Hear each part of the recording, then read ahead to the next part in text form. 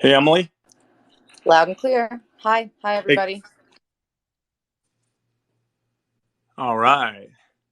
We have a lot of people in this room. Um, so there's going to be over 1,000 people in here initially, so it should be pretty good. Um, we're going to Jack, wait, but we're real going to quick. wait. We're going to wait before we put the ground rules, so we'll just chit chat here a little bit. But first things first, since we opened a few minutes early, and I will repeat this as people come in. Everyone should you're being this is recorded.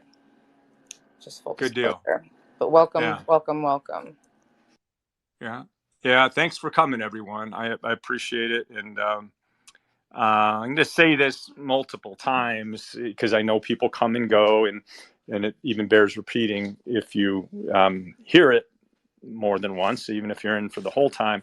This is not so much an anti-Alex Jones room, but it's a pro Kelly Jones room, and it's a pro asserting my agency, uh, asserting my authority back into my life after I've been in a difficult relationship kind of a room.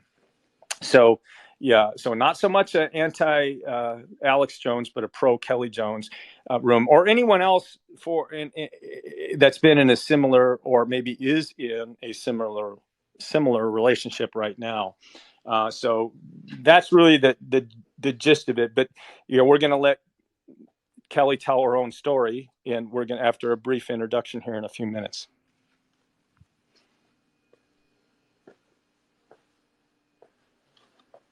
The other thing that I would say is, you know, Kelly is a whistleblower, and whistleblowers to be a whistleblower takes a good amount of moral courage. And too often in English, we have more words than any other language by far, but we lack words for emotional expressors. It's particularly positive, most emotional expressors. A great example of that is the word love. I love pizza.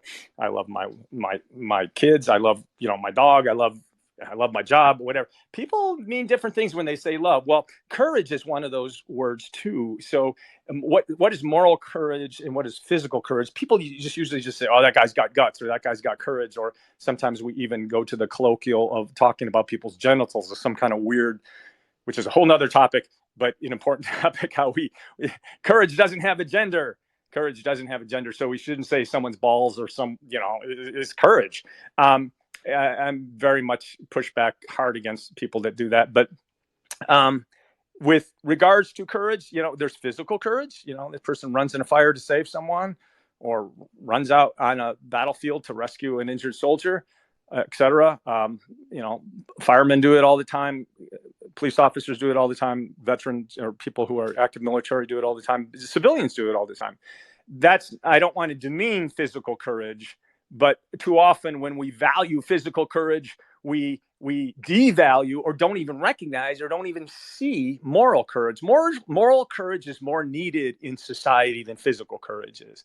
And when you're a whistleblower, you have moral courage. We need far more moral courage. That's why we don't have politicians standing up for our beliefs and doing difficult things when they need to be done.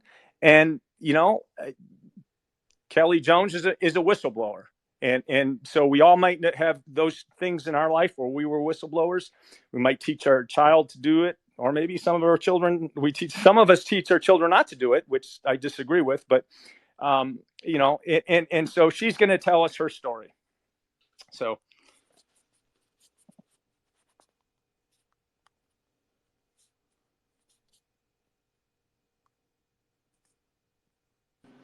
Thank you, Jack. I'm just letting everyone roll in.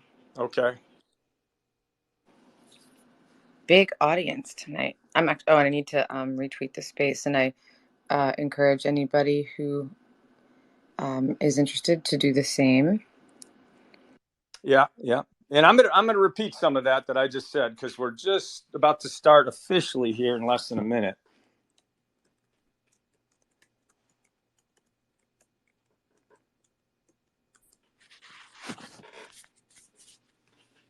Thank you all for coming. This is a good time for me to for anybody who's new to Spaces.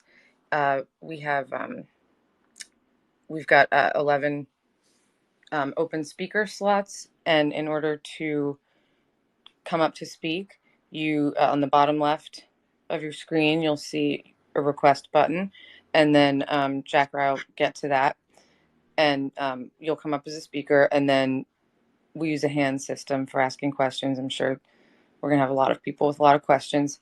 That little heart at the bottom right, you click on that, and there's a hand all the way to the right. You put that hand up, and then I keep track of the order. So thank you. Thank you, Emily. And Emily, thanks for co-hosting today. And Kelly, thanks for being here. And I'm going to give a little intro now, and then Emily's also going to give part of the intro, and then we're going to let Kelly Jones speak for herself for most of the time. And of course, we'll take questions after she gives her own story. And so, yeah. So for those of you who are just joining or may not know who Kelly Jones is, she's first and foremost a mom, and she is a whistleblower, and she has a lot of moral courage. In this day and age, we need much more moral courage than we need physical courage. Not to demean people who have physical courage, but we recognize it too often at the expense of moral courage. And so, to be a whistleblower, you have to have that moral courage. And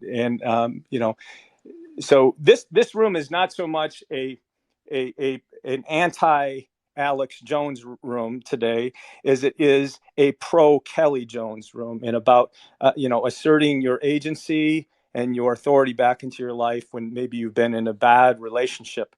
And sometimes takes a long time, especially if you have children, to get out of those kinds of relationships. So we're going to let Kelly tell her story, but and so I'm just going to give a real brief timeline overlay, and I apologize if I get a little bit of the timeline wrong here, but Kelly was divorced from Alex Jones in 2015.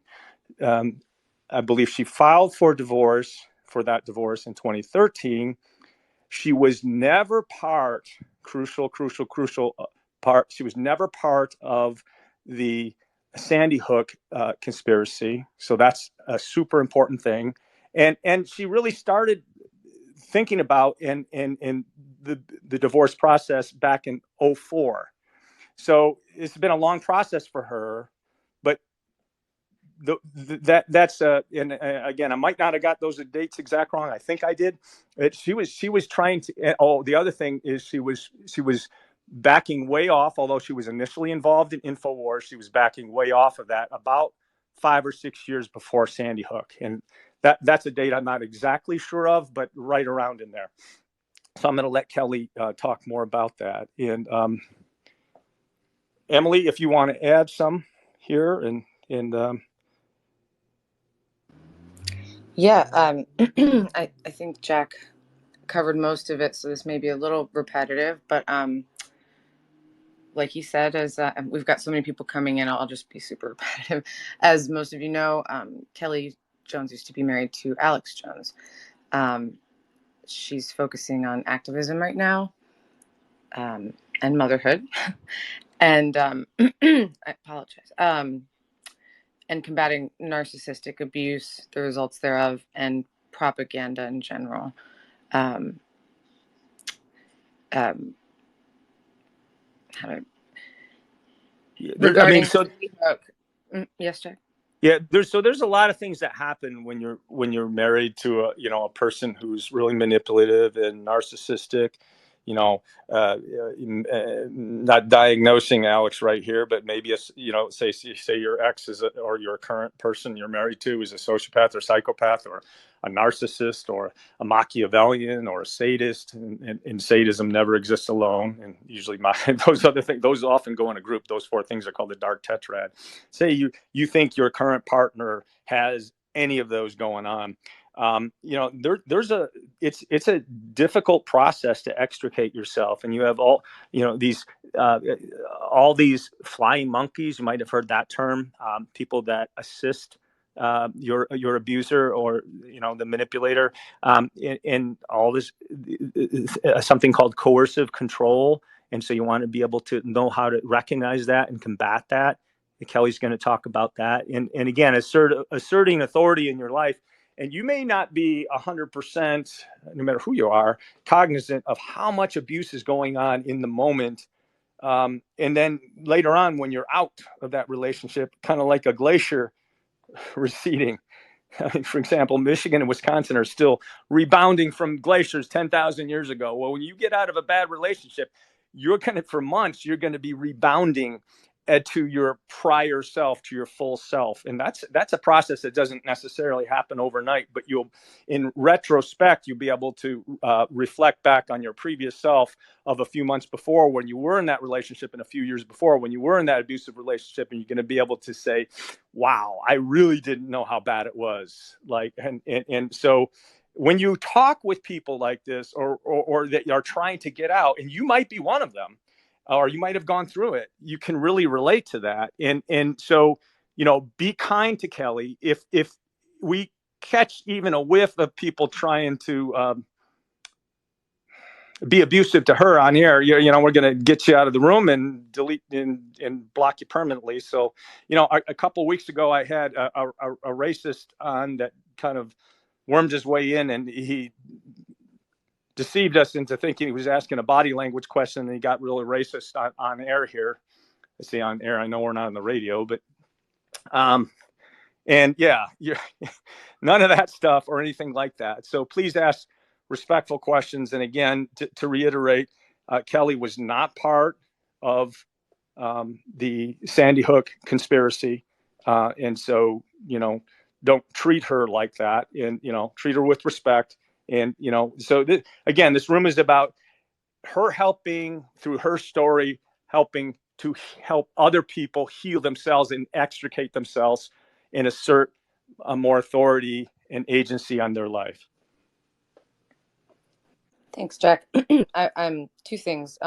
Back to the any hint of, I don't even need to use the term abusive. Any berating, anything that isn't really to the point here, or a nice question for Kelly, or just an inquisitive question, there will be less tolerance than usual.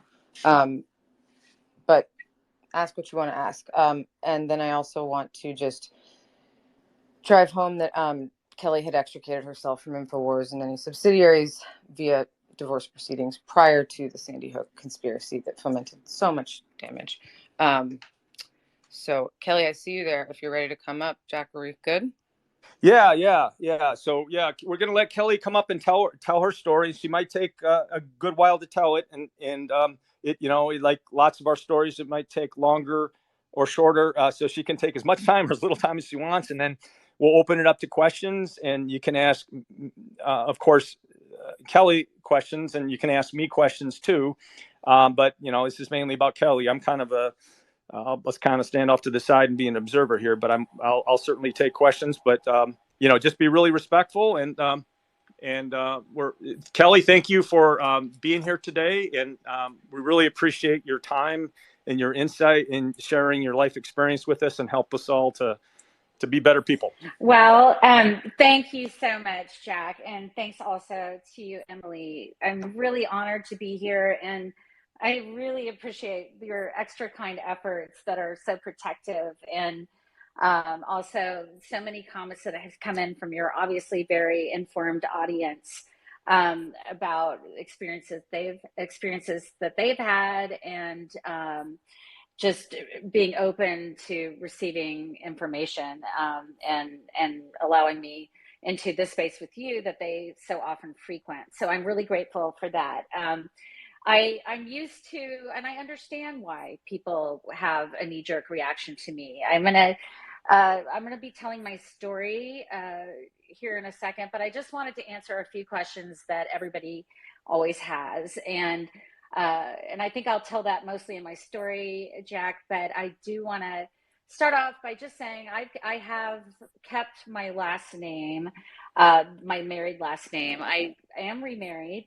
And I have a wonderful, loving husband. And I was during COVID that I was married, and so I did not legally change it. And that's around the time that my youngest daughter safely returned to my home and has been living with me ever since. So that was a couple years ago around. And so because it's her last name and it was important to her, I just returned to using my married name of Jones. So your timeline is correct. I will probably just express to everybody, like, the reason that I'm outspoken and I advocate is multifold, and it centers around the way that cultic narcissistic control affects me, or has affected me and my family as a person, but also our nation. And so because I was instrumental in getting Alex into off the ground. So somebody earlier commented, you know, people are like, why did you marry him? Like, that's the most common question, and I totally understand it. So I will say, I met Alex in 1999, and I think it's hard in people's collective memory to even, like, kind of, especially if you weren't alive then or you were very young, to even understand the world that we inhabited at that time. We lived in an almost entirely analog world. Like, we didn't even have, like, there were no smartphones until, I think, after I want to say my second child was born. I don't know when the first iPhone came out. So I met Alex in a very different time in the world. And I met him at a very vulnerable time. And I will go into why I advocate as I do, but it's important to me, and that everybody understands that I do understand why you would be upset with me or judge me. And I regret very much anything that I ever was involved with that got this off the ground. And as Jack and Emily so kindly put forward, I did try to leave. Like, I met Alex in 1999. We had the same producer at Access TV, which was kind of like the YouTube of our time. It was I think it still exists actually, but it was three cable channels that people could call into to discuss things with you. And I had a variety show. I had come back to Austin.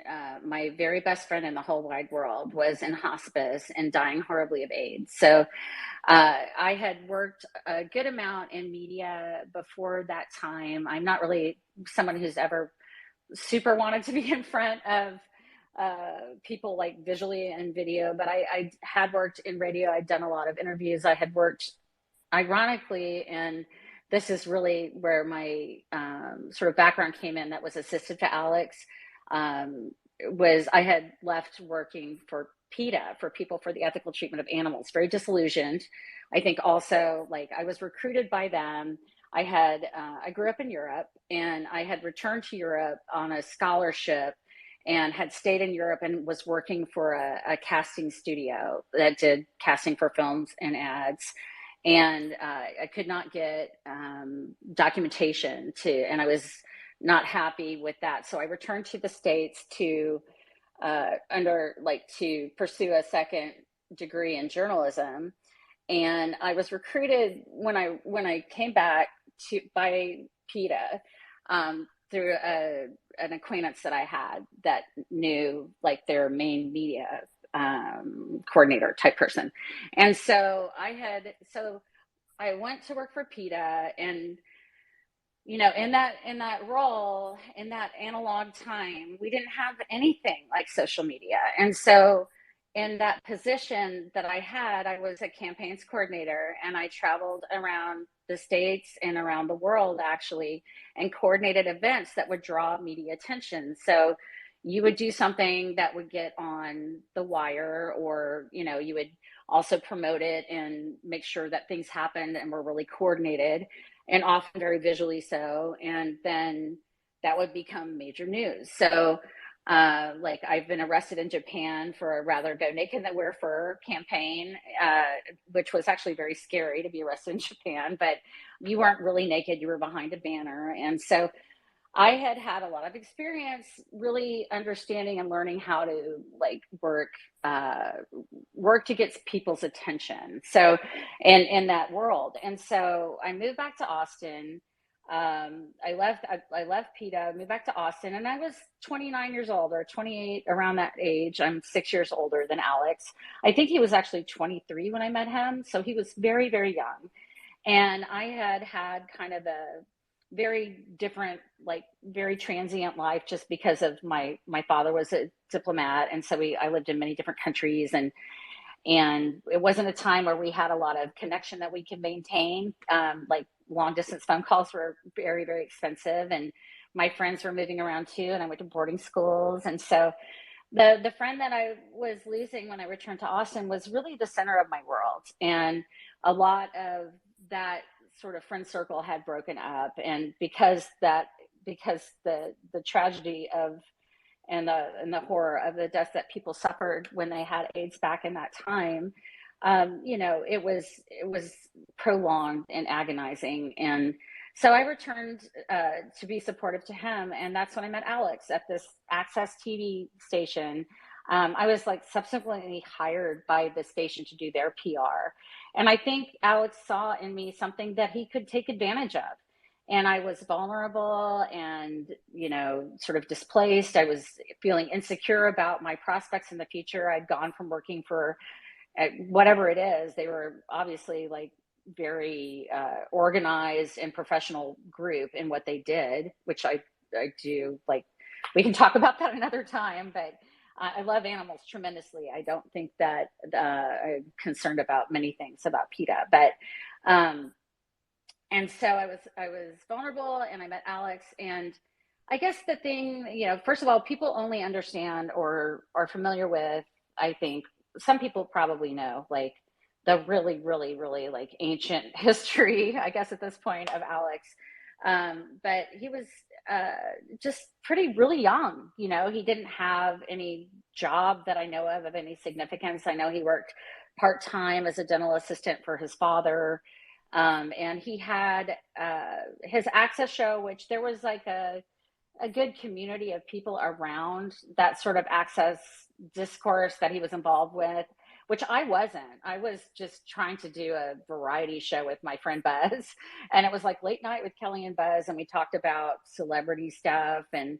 But I met him, and over time, there's something very interesting about him. I think it was just more like I was curious, because he was curious about me, right? And to me, he was younger than me, but he comes off like he never seemed like young, although I think he is actually, and I want to really quickly say, like, regarding my ex-husband, I'm not here, like, he is the father of my kids, and it's really hard. I know people are super appalled and angry at his behaviors, and we're terrified, I think, as a nation, about the pervasive and disruptive and divisive and insipid propaganda that's affecting us all, and that tried to overthrow our democracy last year. And so I understand that. My position about Alex, my true understanding of him, and this is also, I think that the 2 points of my advocacy, or the many points, I guess, sort of mesh together. But he is truly not well. He's the kind of not well that you can't really like sit in the room with and not understand. And I think the first time people were actually able to kind of understand that was in the Sandy Hook trial, the Heslin Lewis trial that just happened in Travis County, Texas. So even people I know that I have had a lot of discussion with, they were only then able to really understand like the degree to which there's something just not right. And I know that, my position about Alex, and the reason why I'm also outspoken, which is that, I'm still very much trying to escape his grasp, like his tentacles and his attorneys, and this ever looming threat of litigation, and the financial abuse and the court abuse, like, still remains. And so my position is, and there's lots on my feed where I say I'm the former owner of InfoWars. First of all, like, attorneys and courts have a basic duty. They cannot fail to protect somebody who's truly incapacitated. If you're the kind of ill or sick that wants to hurt people, that's still a sickness. And I know it's hard to have empathy for that, but people with real mental illness really have it. And so it's like, I talk a lot. Rob Jacobson, who's a former editor that worked for InfoWars, gave me this great sort of metaphor analogy thing. And I guess it comes from maybe I never saw Natural Born Killers, but basically, like if you're a rattlesnake and you're born a rattlesnake, and I don't dislike rattlesnakes. I don't even think that's necessarily the greatest comparison, because I don't think they're inherently like out to hurt or whatever. But say you're a rattlesnake that is that kind of rattlesnake that's born mean, and you're seeking out just to want to bite somebody on the ankle all the time and whatever. That's your nature. And if you are a rattlesnake and that's your nature, and then you're in an arena where people have a duty to stop a rattlesnake, if that kind of natured person, and they don't do it, and instead they assist and empower and hide what that person's doing, and they assist, and I say this, and these are my opinions, but they're factually based, like they assist outside the rule of law, due process, they assist to crime and fraud, then they're responsible. Now, that said, I do understand why everybody's so angry, and that's why sometimes when people tell me he's a whatever POS and all of this and that and the other, like I've had to rely a lot on my faith and beliefs and forgiveness to get through a lot of what is still ongoing and what has happened. I've had my family ripped apart and my kids really, really irreparably harmed before me for years, and it's been awful. So for me, I just try to set that over there and be like, yes. And I get it, though. I get why people are super mad. And I don't ask that everybody empathize. And I'm not necessarily empathizing with him. I'm just like, please, like, for me, it's like people really need to understand the degree to which the people who had a responsibility to stop and help him, not just like protect him from himself and protect him from America, but protect America from him and protect us from him, instead profited and still do. And they did, and what they did empowered and bolstered Alex. And so I'm going to get to my story here, and I appreciate everybody's patience, but here's the other component of this. So I met Alex. He didn't have anything of any significance. He had no major presence. And I'll go through the timeline in a little bit, I guess, if time allows, and Jack and Emily, that works for you guys. But what happened was, like, I helped create like his presence. I got him on the wire for the first time. I promoted him. I did tons of PR for him. And then I quickly, and was sort of ensnared. I was definitely ensnared and sort of made to become his every person thing. We didn't have a staff or anything. I worked all the time under threat and coercion and manipulation for the first years, really getting InfoWars into like any kind of a semblance of a normal web presence. I took HTML classes and learned to code and did Photoshop, and I've never been a graphic designer. But back in the day, it was better than many things, I think, in some way. It was, so I did that, and I got him his first major guests from like, known famous actors to like Buzz Aldrin and people like that. And so by doing that, I sort of like really helped launch him off the ground. I was there.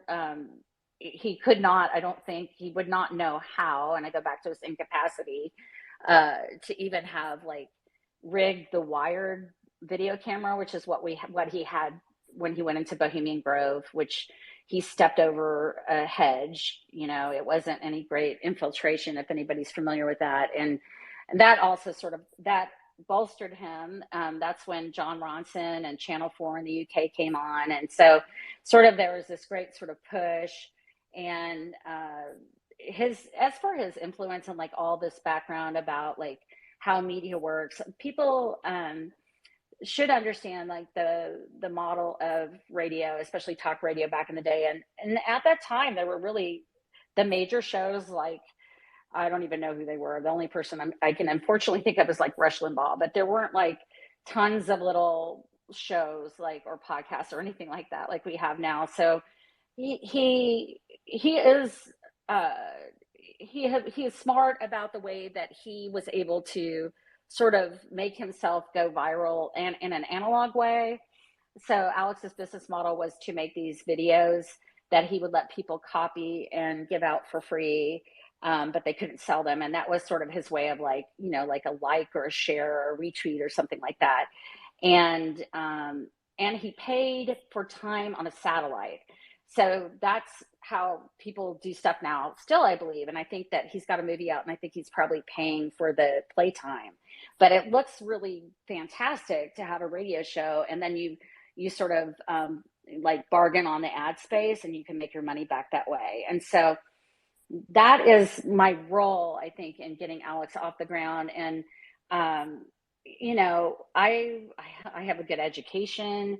I had healthy relationships prior to that. I had a long-term relationship with in France, and I think I was very vulnerable. And the thing about Alex, going back to many of people's questions that attracted me to him, it wasn't even necessarily that I was attracted to him.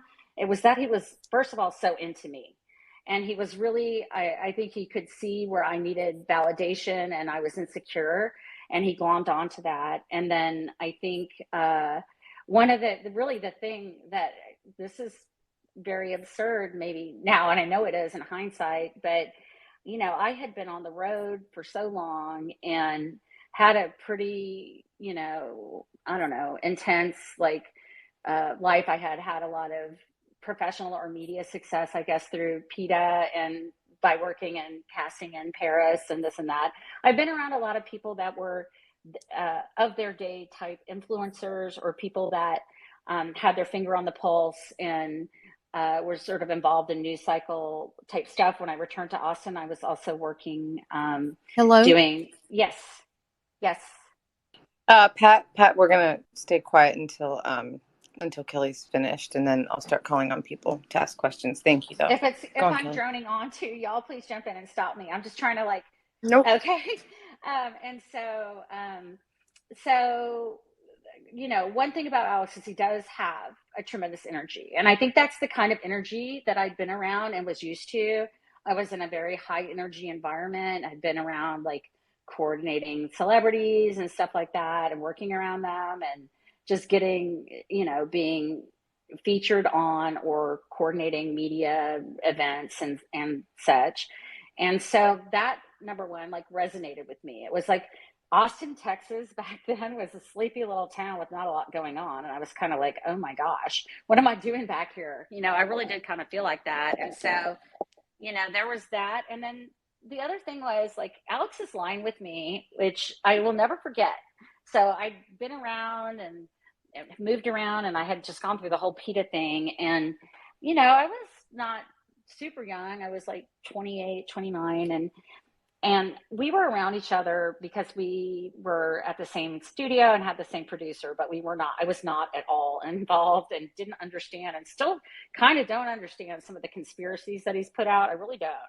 But I did, I was around him, like we'd go out, you know, after our shows once or twice for drinks or something like that. And we were out one time, and he looked at me and he said, or it might have been on the phone, I don't really remember, but he said this to me. He said, you know, I think about you all the time.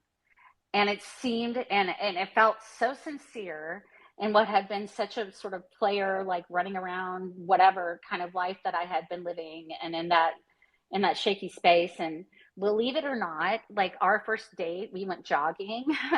We, you know, he really courted me for a while. And while he was doing that, there were red flags that were definitely going off. Like there was some stuff where I was like, he's really weird. And I would talk to the friends that were still in Austin that I talked to about like how weird he was. He was always very odd to me. But it became, you know, fast and heavy, like a narcissistic love bomb comes on. There's total adoration. And like I remember, like I play classical piano, and one time we were at somebody's house and they had a piano, and I played this Brahms Rhapsody or something, and he was just like, just just like overwhelmed with how great it was. And, you know, in hindsight, like I'm sad that my younger self was so needy at the time. But I felt, I guess I got a kind of validation from him. And so quickly, like my friend deteriorated and I moved into his place and I took over his rent. And it was not the greatest apartment. Now it's probably like one of the nicest areas downtown, but it was a shotgun shack and it had like a air conditioner on the wall. And one day it like exploded and a ball of electricity went through the room. And Alex convinced me to leave that apartment and to move in with him. And I was also working as a realtor. I had just started working, getting my license, and that's another story. But it was a lot of hard work getting off the ground. And so I found a house and we moved in, and then the door shut and it really never opened again for many years. So um, I, you know, as all people that are involved, and I think that this might be a good time. Like I'm so fascinated by Dr. Jack's work and the sort of, I think there's a twofold thing going on, like with my experience with Alex. So there's the cultic overlay and the isolation and that sort of community that he slowly like worked me into. And then there's also, which also includes like very much his family, like his parents.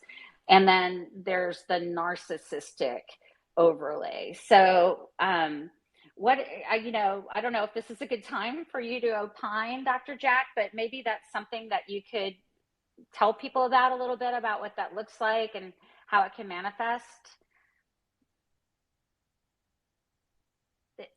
Well, yeah, I mean, narcissism in general is, it's a term that we hear an awful lot, especially the last few years, and it probably is increasing in the general population. And when someone is a narcissist, they're not necessarily a psychopath or a sociopath, but all sociopaths are by definition narcissists, and all psychopaths are by definition narcissists. So yeah, and there's other things that often go along with that, like Machiavellianism. Which is, if you think about what's Machiavellianism, that's in a nutshell, that's the person who is a really good manipulator and planner, where the ends always justify the means. That's named after Niccolo Machiavelli, who wrote The Prince and 700 years ago or so. But and so if you think of a person, and Donald Trump is a perfect example of what we're witnessing right now, where the ends justify the means. Would he? Just use this as an illustrator. I don't particularly mean this particular room to get too political, but where he would do anything. A guy that will sell nuclear secrets, and it's not definitive yet that he's done that, but it sure looks like it. Would do anything. A guy that would do that would do anything. So someone who with the ends justifies the means, that's a narcissist. And of course, a sadist is someone who gets pain, who gets enjoyment out of either inflicting pain or suffering, whether it be physical or emotional or sexual pain, any kind of pain on someone. But also, they don't have to be the inflictor of that pain. They can just be watching someone else inflict that pain, or watching a person go through those pains. So those four things kind of go together: sociopath or psychopath, and we call that together antisocial personality disorder. Those two things collectively, and then narcissism, and then Machiavellianism. Those three things are called the dark triad, and then the fourth thing, sadism, is the dark tetrad. And so those often go together. Not all the time. Sometimes you can, simply, I don't want to say just, but just have narcissism. The people who are narcissistic have an exaggerated sense of self-importance. They exaggerate their achievements, their talents. They act, more entitled and more arrogant, and they require excessive admiration. They use the first person singular pronoun, I, me, mine, more often. And they tend not to say we, or, when look how often they use that word and they print that word. They take advantage of others to get what they want. They believe they're superior, and they're not humble people.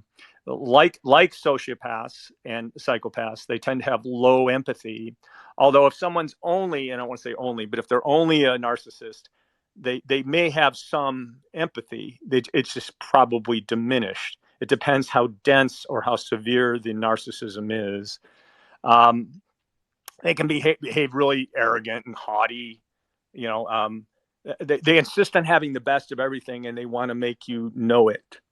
Um, but they're preoccupied about fantasies. You know, instead of helping people, about they want success, power. Another house. They want to have the very it's a destructive term, a trophy wife. You hear that, they obsess about those things. They reach a certain level of, you might have heard of the Maslow's hierarchy of needs, Maslow's triangle. And once they're to a certain level, about halfway up, instead of, going after love and expressing love and going after self-actualization, and maybe they may not get there, or they might get little bits and pieces of it, they replace it with fame and with ego and with ownership of things, rather than helping people and being a more full person. But in their minds, which is an interesting thing to look at when you're screening people for sociopathic behavior or psychopathic behavior or narcissistic behavior. Are they really other people oriented, or are they self-oriented? Look how much their ego contributes to their behavior, and they're really good at least initially, making you think that they care about other people's emotions. In their lives, but they often aren't. You see flaws in that, but they often are very good at least initially, convincing us that they care, and so they fake empathy. So that's the number one thing to think about this when you're assessing someone: is where's their empathy level? Is their empathy high, low, or medium? And and then you have to say, okay, are they faking empathy? Because a lot of people with low empathy, particularly sociopaths and psychopaths, but narcissists too, maybe be pretty good to very good to okay sometimes at faking empathy, but they don't really have it. So, that kind of depends on sample size. If you just walk in the room, talk to a person for a few minutes, you won't necessarily be able to tell. But the more you're around that person, just say, where's their empathy level? And this might sound kind of touchy-feely, but one way to kind of assess that is, what would my 8-year-old self say about this person? What would the little girl or little boy in me say about this person if they were here? And also channel the 95-year-old version of yourself. What would the 95-year-old version of myself say about this person right now if they were talking to me right now? And so, some people believe you can really do that, but also it's a way of accessing and giving permission for your subconscious and your instinct to enter in your internal vocabulary or your internal dialogue, that is, with yourself. So, go after, pay attention to what your gut tells you, pay attention to what your instincts tells you. And one question you should always ask is where is the empathy level on this person? Are they faking empathy, or are they really feel empathy? And so that's the crucial thing. The lower their empathy, the more chances they are a sociopath or psychopath. And again, they could fake it, but also narcissism. Those people tend to have lower empathy, although if they're only a narcissist and they don't have those other things, they do have a residual some empathy, although it's definitely diminished. And you want to who do you want to date? Who do you want to marry? Who do you want to teach your kids? Who do you want to be your next door neighbor, your dog sitter? You want people with high empathy. You want to be around people with empathy. And so your whole life, if you screen people for high empathy, you will be better off and happier. Unless you're picking out a hitman, you want someone with high empathy, right? Right. And you know what? I think I don't want to interrupt you, because I am so grateful that you're sharing, like, particularly that actual, like, sort of modeling or explaining to people how they can actually like reach into themselves when they're experiencing something like their spidey sense or their guts telling them something's off. Like I was experiencing, like there were red flags. There's no doubt about that. And you know, the energy level and everything that was going on, I think in my world and probably in people that get sort of sucked into this cycle. If I would have known, you know, like check in with your younger self and your older self, like take a second, like take a break. And I think that is so important. And that's Yeah, such good advice. it sounds cheesy or touchy feely or new agey to some people, but you know, and again, you can really believe that. You know, maybe time is nonlinear, and maybe we really can talk to our older selves and our younger selves. But but but at the very least, what it does is it gives us permission to listen to our conscious and subconscious. Hey, someone's got their speaker. Obi-Wan. Bowman. Could, So yeah. the other thing I was going to say, like you touched on Trump there for a second, and I'm not trying to interrupt you because you have so much knowledge, and I don't want to like deny anybody that. And I really have benefited from your insight in the brief time that we've been even talking, and I'm so grateful for it. But this component of where you talk about faking empathy, I think so. I am outspoken, and I've been very outspoken for many years, and I was outspoken in my marriage as well. But uh, particularly seeing what happened with the rise of the alt right through Infowars, which had been traditionally nonpartisan, although it was never great. And so the thing that I think that I can bring to this discussion, not just my experience, not just you know my history, not my story that so many of your listeners obviously share, that's so pervasive in our society of domestic abuse and possibly like also people that have been indoctrinated into cultic ideology, or if they haven't, their family has. I know that the propaganda matrix we live in now is something that's touched everybody's life, and I hear from people all the time about, you know, how can I help my family? How can I wake people up about this? What do I do? And they're heartbroken because they've really lost touch with and relationship with people that they loved that were rational or questioning or inquisitive before. And the component, a lot of why I speak out as well, is that a lot of this propaganda, and I can talk, you can see it on my feed, but there's really was like InfoWars suddenly became Trump TV, like prior to the election. And after Trump announced in 2015, he went on InfoWars, and then Roger Stone was like a regular talking head. And there was just, it just became, and I wonder if it was undisclosed campaign advertising. That's my great question about the snake oil supplement line that I absolutely was against and was created secretly and to my exclusion, even by my own attorney and Alex and his parents. But the thing I think I can bring that I hope that I can share, and it's something that I also like behind the scenes was writing to both sides of the Heslin Lewis, Sandy Hook parents versus Alex Jones and Free Speech Systems trial that just happened in Travis County,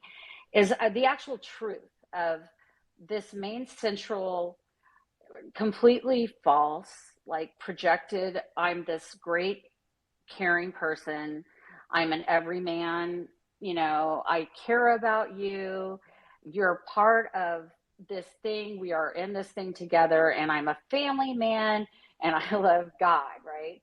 And so I'm here because in many ways, like I said, I'm still in Alex's clutches, and very much I was threatened last week twice by Alex with legal action, and for with nothing having to do with what I'm saying.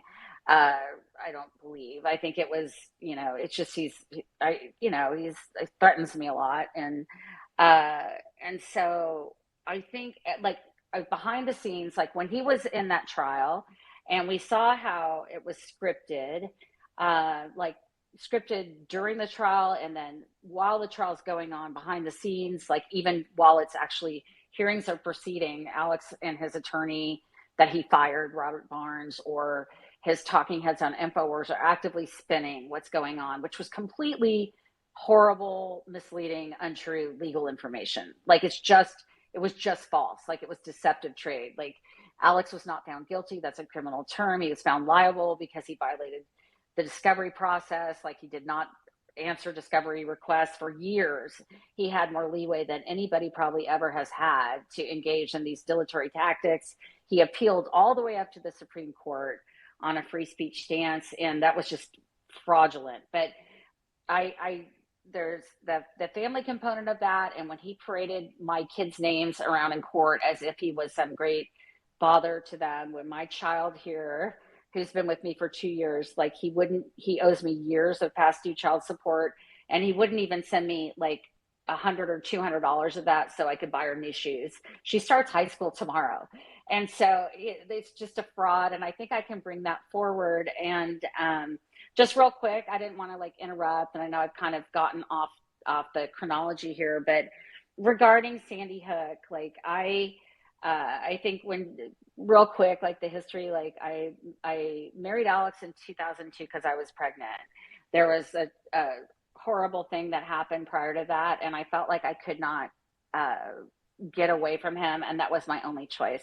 Anybody that's listening, like I think the information that Dr. Jack has provided is so important. Like really, like if you question that you might be in an unhealthy or toxic relationship, or that somebody around you might be unsafe, like you might well be in that situation. And what happens is, you might quickly be isolated. Your friends, become persona non grata, and your family as well.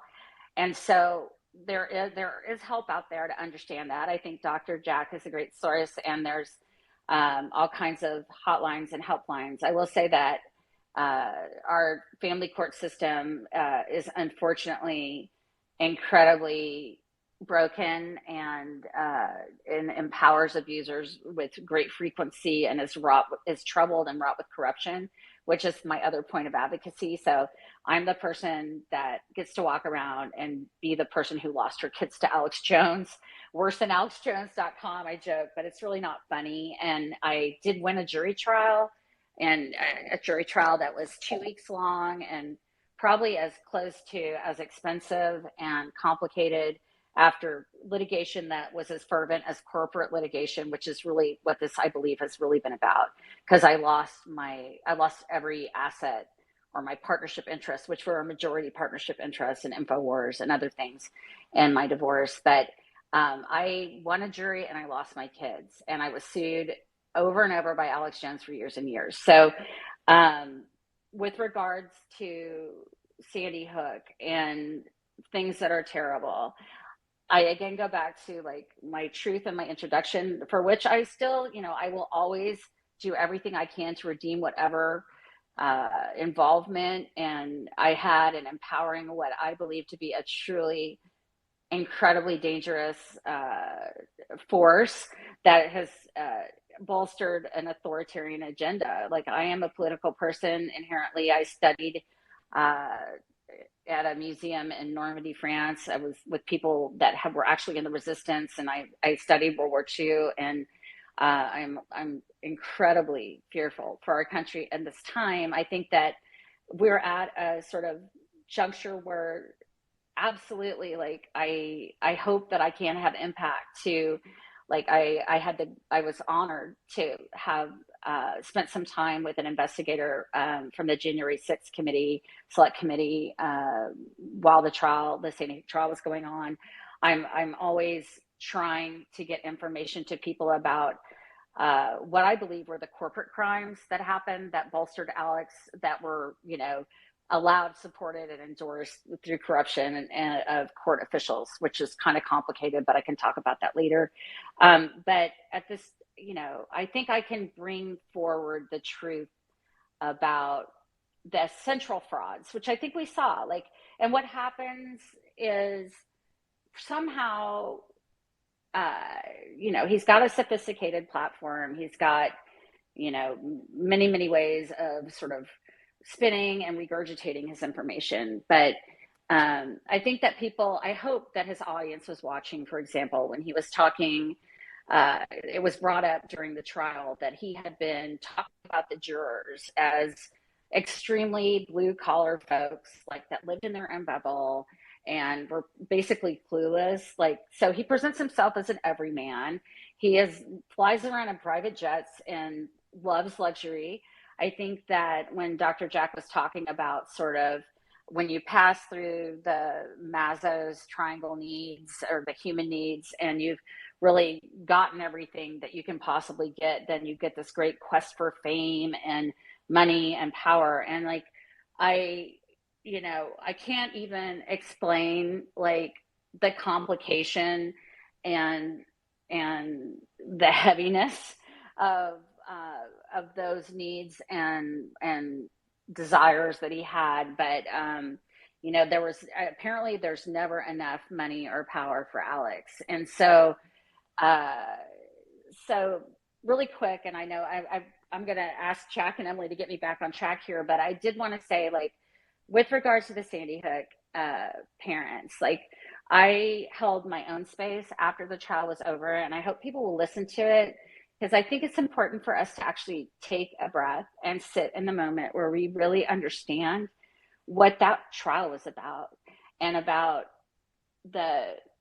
these brave parents' quest that was ongoing for years and years, to get just the most basic validation for their loss, and to honor their son who was horribly lost, and to stop because of the impact it had on them. And they went through hell, and they still are. There's still Sandy Hook deniers out there, that they really want to stop Alex. And that's what I want. Like, I want to stop this propaganda machine.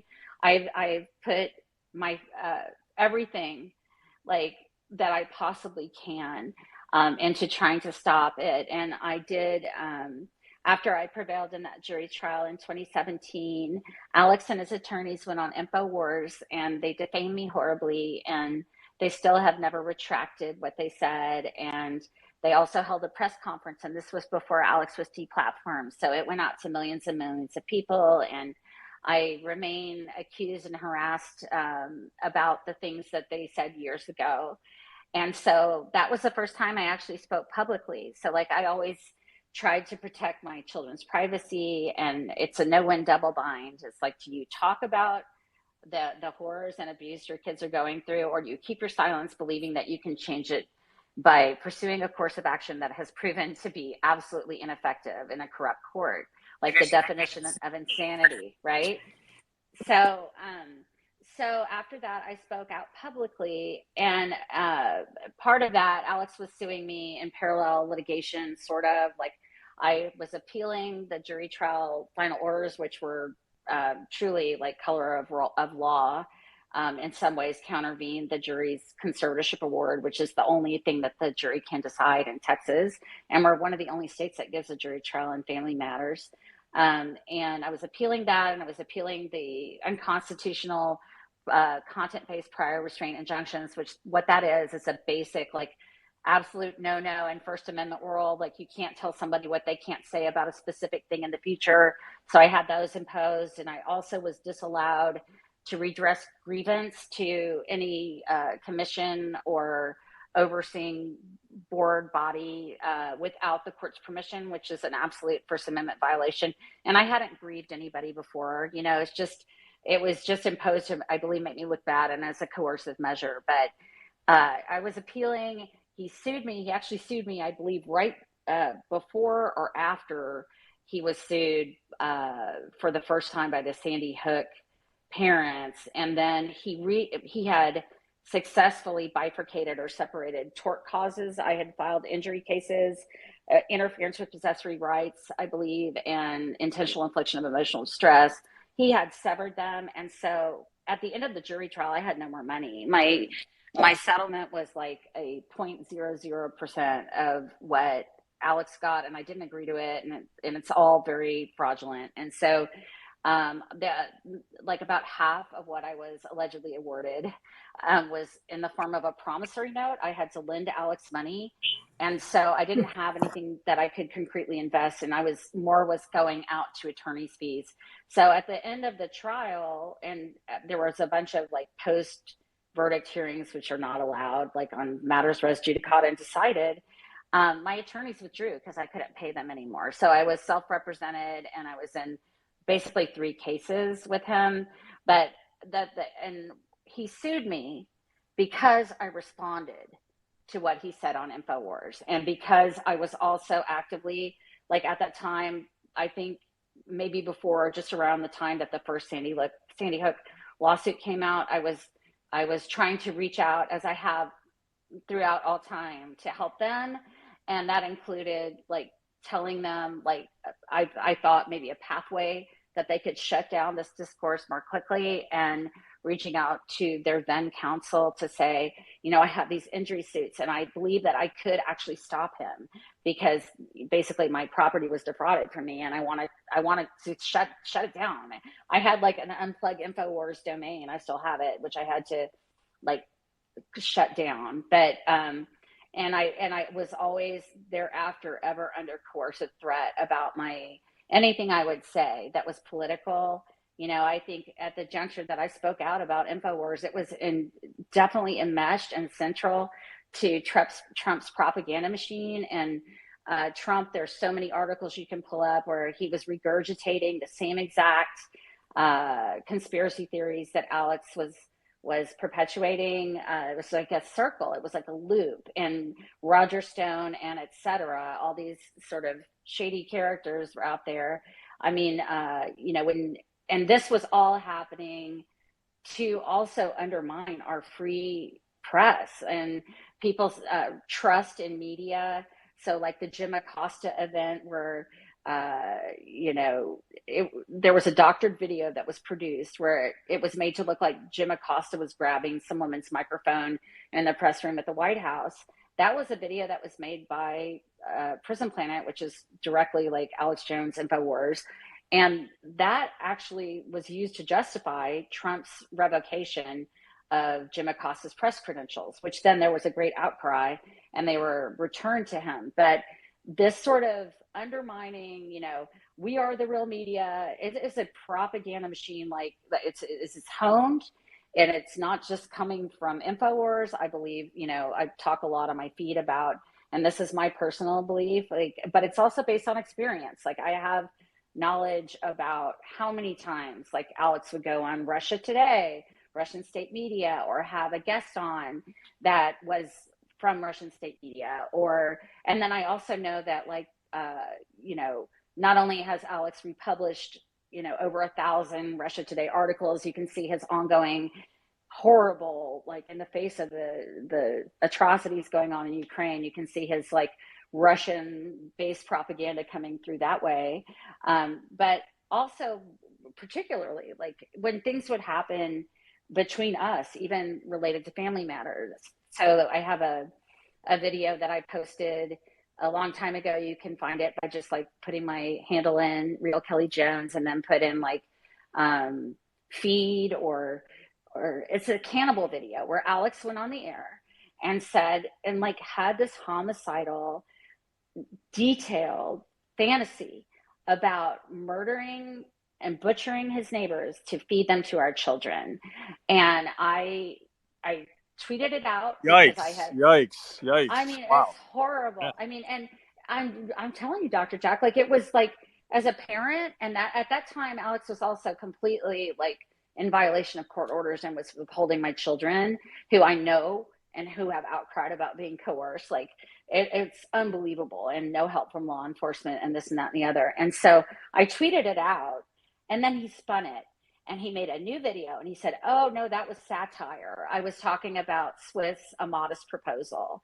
But I have the original video. Yeah, that classic kind of, you know, that was satire. That was sarcasm. Oh, don't you get sarcasm? Right. That's the form of gaslight. Oh, don't, I was just kidding. You're too sensitive. You know, like that was just satire. All these are, you know, forms of gaslighting that, you know, manipulative people will use. I wasn't there. I don't know that particular thing, but it sure sounds along those lines. Holy cow.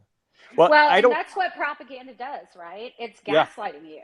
And so it's manipulating, even like if you look at like the trial, like Alex's like dialogue alongside it or during the proceedings on InfoWars, like he's basically telling his audience that, first of all, he's got that cultic, like, you're with us or you're against us thing going on. And I'm the great victim. I'm one of you, you know, while spinning authoritarian lies and pushing for that goal, saying that real proceedings and the rule of law is some sort of like injustice. And so just real quick, and I want to stop talking because I know I'm kind of on a rant. I'm like, I don't know what I'm on, but I'm talking a lot. What happened after that video is that Russia Today published the spin because it actually made a lot of news, the fact that he said these horrible things. And so what I was going to say is, like, there has been many times, including, I think possibly there was something that came out during the Sandy Hook trial where I'll see like real Russian media like spinning something that has come up that's personally impactful or that has been a component of litigation I've been in with Alex. So that's it. Thank you so much, Kelly. I have. Thanks, Kelly. So hold on, Rochelle. Yeah, hi. Okay, everyone's muted. Rochelle, I did DM you the rules. I'm gonna mute your mic right now. And I'm gonna go over the House and Speaker rules right now again, very briefly, since so many people have come in since I did that. If you want to ask a question, at the bottom left of your screen, you can press that button, and then we'll accept you up as a speaker. If we already have 11 speakers aside from Jack and I, then you're gonna have to wait in a queue. But I promise I will get to you. It's an algorithmized list. They're also, and then once you're up here as a speaker, then you keep your mic muted, and then you raise your hand, which is the icon, the bottom right of your screen, the heart icon. You press that, and there's a hand, and that is like raising your hand in class. And I will get to you. I know what I'm doing. I'm gonna go back and forth because we had so many questions in my DMs and in the comments, and then I had a couple from people that are currently speakers, so I've sort of organized them. It's interesting, a lot of them are specifically for Kelly and some are specifically for Jack. So is that understood, everyone? Yepers. Okay, so Jack, actually this first one's for you. And I'm not going to use people's names that sent them through the comments, or unless, send me a peace sign or a DM or something if you want me to. Is narcissism an age progressive disorder? It's an interesting question. Yeah, it can be, absolutely, because it's influenced by, so people who are psychopaths are born that way, but sociopaths are products of the environment. Narcissism, it can also be products of the environment.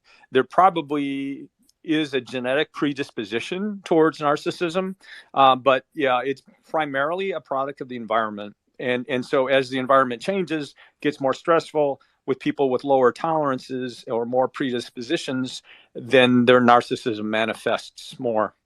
And there's some people, if they win the big mega millions and worth 50 million or 100 million or whatever it's up to, if they come into a lot of money or a lot of power or a lot of control, that they will get all of a sudden kind of narcissistic or a lot narcissistic, whereas some people won't. They'll maintain their old self.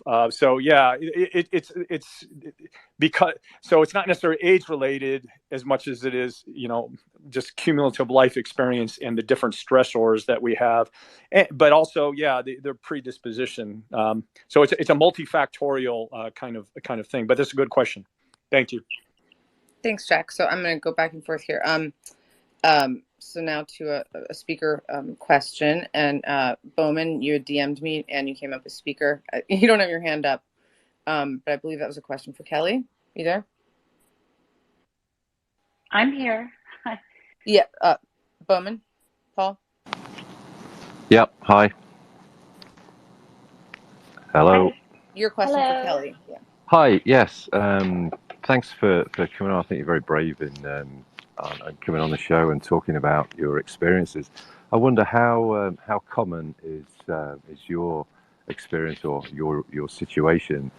How common how common is the situation within people that you know right now within those circles that you formerly circulated in? Yes, thank you so much for asking that question. I mean, I have my dearest friend had her life usurped by InfoWars cultic sort of transmogrification of their family into this cult worship of or consumption of InfoWars. And so what I will say is that first of all, like everybody, you know, is so kind and has been so very generous with their praises of me. I mean, I'm a mom and I'm a mammal mom, like I'm a mammal, and I just have this mom drive that moms have. And so I could never stop trying to help my family and my kids. And that's really my driving force. And also, as a mom, you know, with compassion for those around me that I know have been impacted.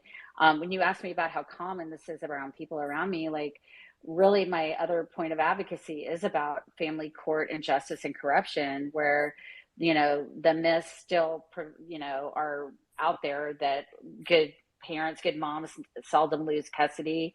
And the American Bar Association has fact sheets out about this that, you know, that uh, women lose their kids. Kids are given to abusers like a high percentage of the time when they pursue sole custody. So I would say that, you know, because it's so, I think it's inherently just sort of boring, or people are like, oh, hands off that dirty laundry, or, you know, this is personal matters or whatever. Like, what's going on in family court?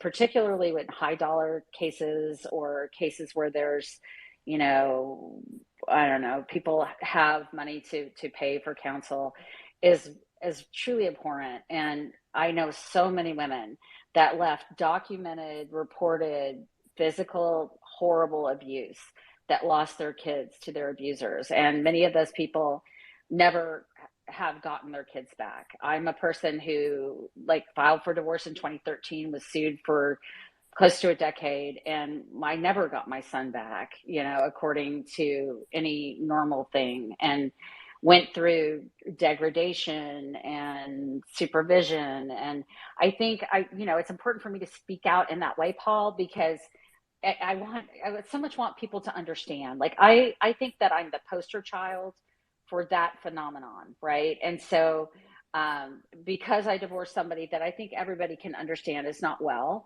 and I turn back to my original statement about, you know, mental illness, and particularly what spoke to me and what Dr. Jack said was, you know, that things happen, and that, you know, a psychopath is born a psychopath, but a narcissist and a sociopath, those are environmentally induced sometimes. And so people that hurt people often have been very hurt.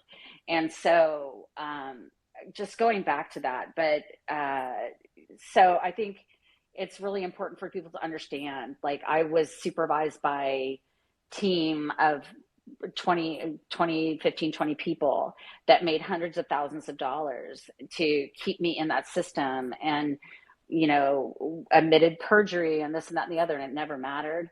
And that our children and good moms, you know, just our constitutional parental rights are really endangered.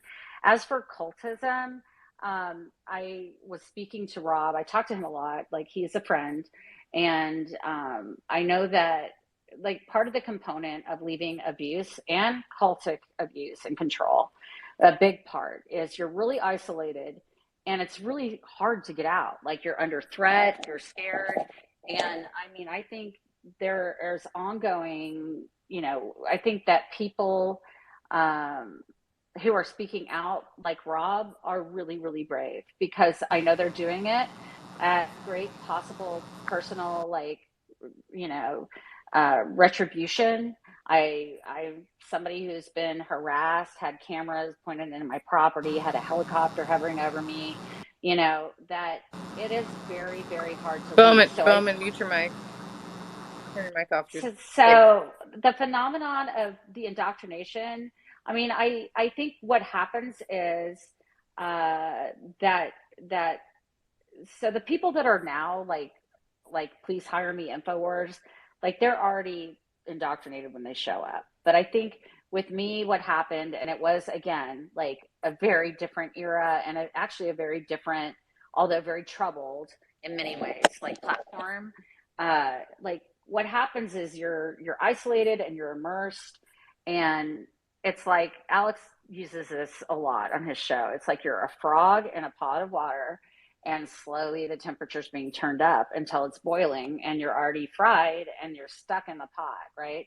So I think when people are vulnerable, and if you even look at like the situation that led to the rise of the Nazi Party, like in economic times of trouble, when people are feeling destabilized and they're looking for some sort of savior, like that, when people are vulnerable, they do succumb to these things.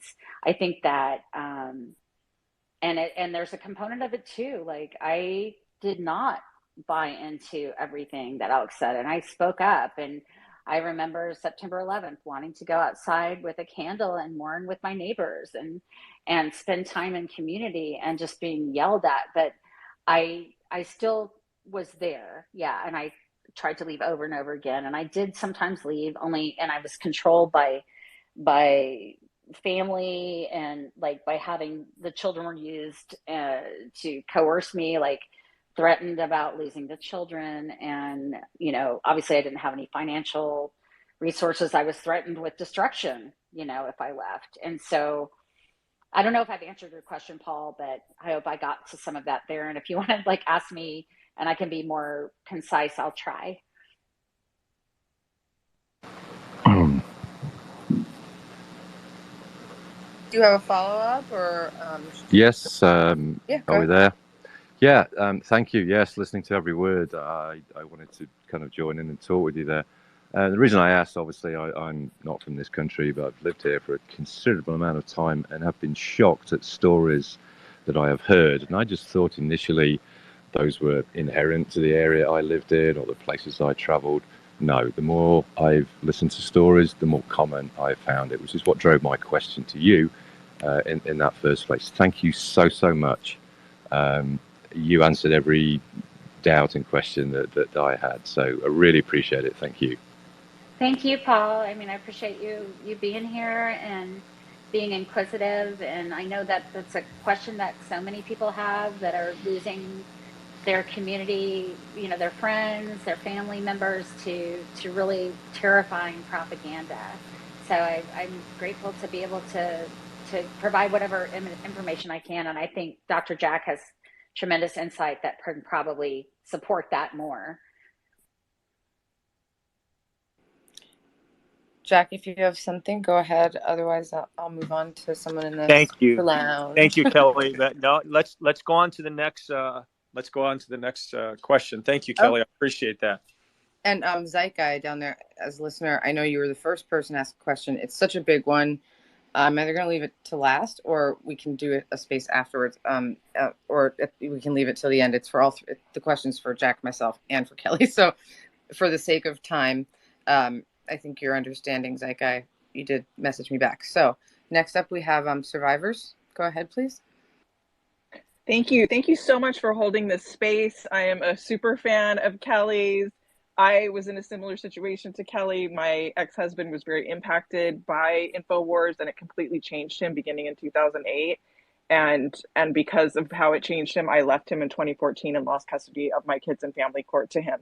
So I have a question for Kelly and a question for Dr. Brown. My question for Kelly is, would she be comfortable talking about her children? Whatever she's comfortable sharing about them. Specifically, I'm wondering about how she is navigating them, supporting them, or not supporting, but their relationship with their dad in politics, how she is parenting them through those incredibly difficult waters. which would be difficult in any situation, but is particularly difficult in her situation, or just anything that she wants to share about her relationship with her kids since leaving Alex Jones. And then for Dr. Brown, I was wondering if he could tell us anything about Alex Jones's body language. Maybe there's some tells that we aren't aware of. I mean, obviously Alex exudes a tremendous amount of anger, but are there, anything that you can tell us from your level of expertise about Alex that isn't kind of immediately obvious? And again, thank you for the space. Well, thank you so much for all your support. I mean, I am so sorry for what you're going through and have experienced. I really, really am. And I know that it's perilous. I want to tell anybody that's out there that's in an unjust court situation, a custody situation with your kids, like, it is dangerous to be vocal. And I hope that I can speak for people who don't have a voice and can't speak up, because if they do, there will be retribution. And I'm talking about speaking up about real unconstitutional due process violations and things that you would not believe happen in court. And so I appreciate that. And I appreciate your question. I try to be sensitive to my children's stories because they're theirs. I have done what I can as a parent while estranged from my children. What was most important to me, against all odds, like, I assured that they knew that I wanted to have a relationship with them and that I was just there for them. And if that was with somebody following me around with a clipboard while they berated me, my children, because coercive control, sometimes called parental alienation, which women use less because it's often a misogynistic tool of people that abuse the court system, and it's absolutely not the child's fault. It's actually a form of programming, just like cultic programming. And I think it goes back to that sort of, universe of the narcissistic abuse, cultic abuse, where family, Dr. Brown, I've been calling you Dr. Jack, I'm sorry, but has relayed to me that it's that a family can be a cult of one or two. And if you, in my experience, like somebody like Alex, a parent like that, like, they are the center of the universe. It's all about them, and everything is sort of a prop to be used for their either propaganda or purpose, and none of it is parental in any normal way. I will say that my kids are amazing, strong, incredibly resilient, powerful people, and that I believe that the trauma that they've endured, the injury that this has caused them, will always be of impact to them. But I have been fortunate enough to be able to process a lot of my trauma through some really effective and wonderful therapeutic modalities. I do DBT, which I recommend anybody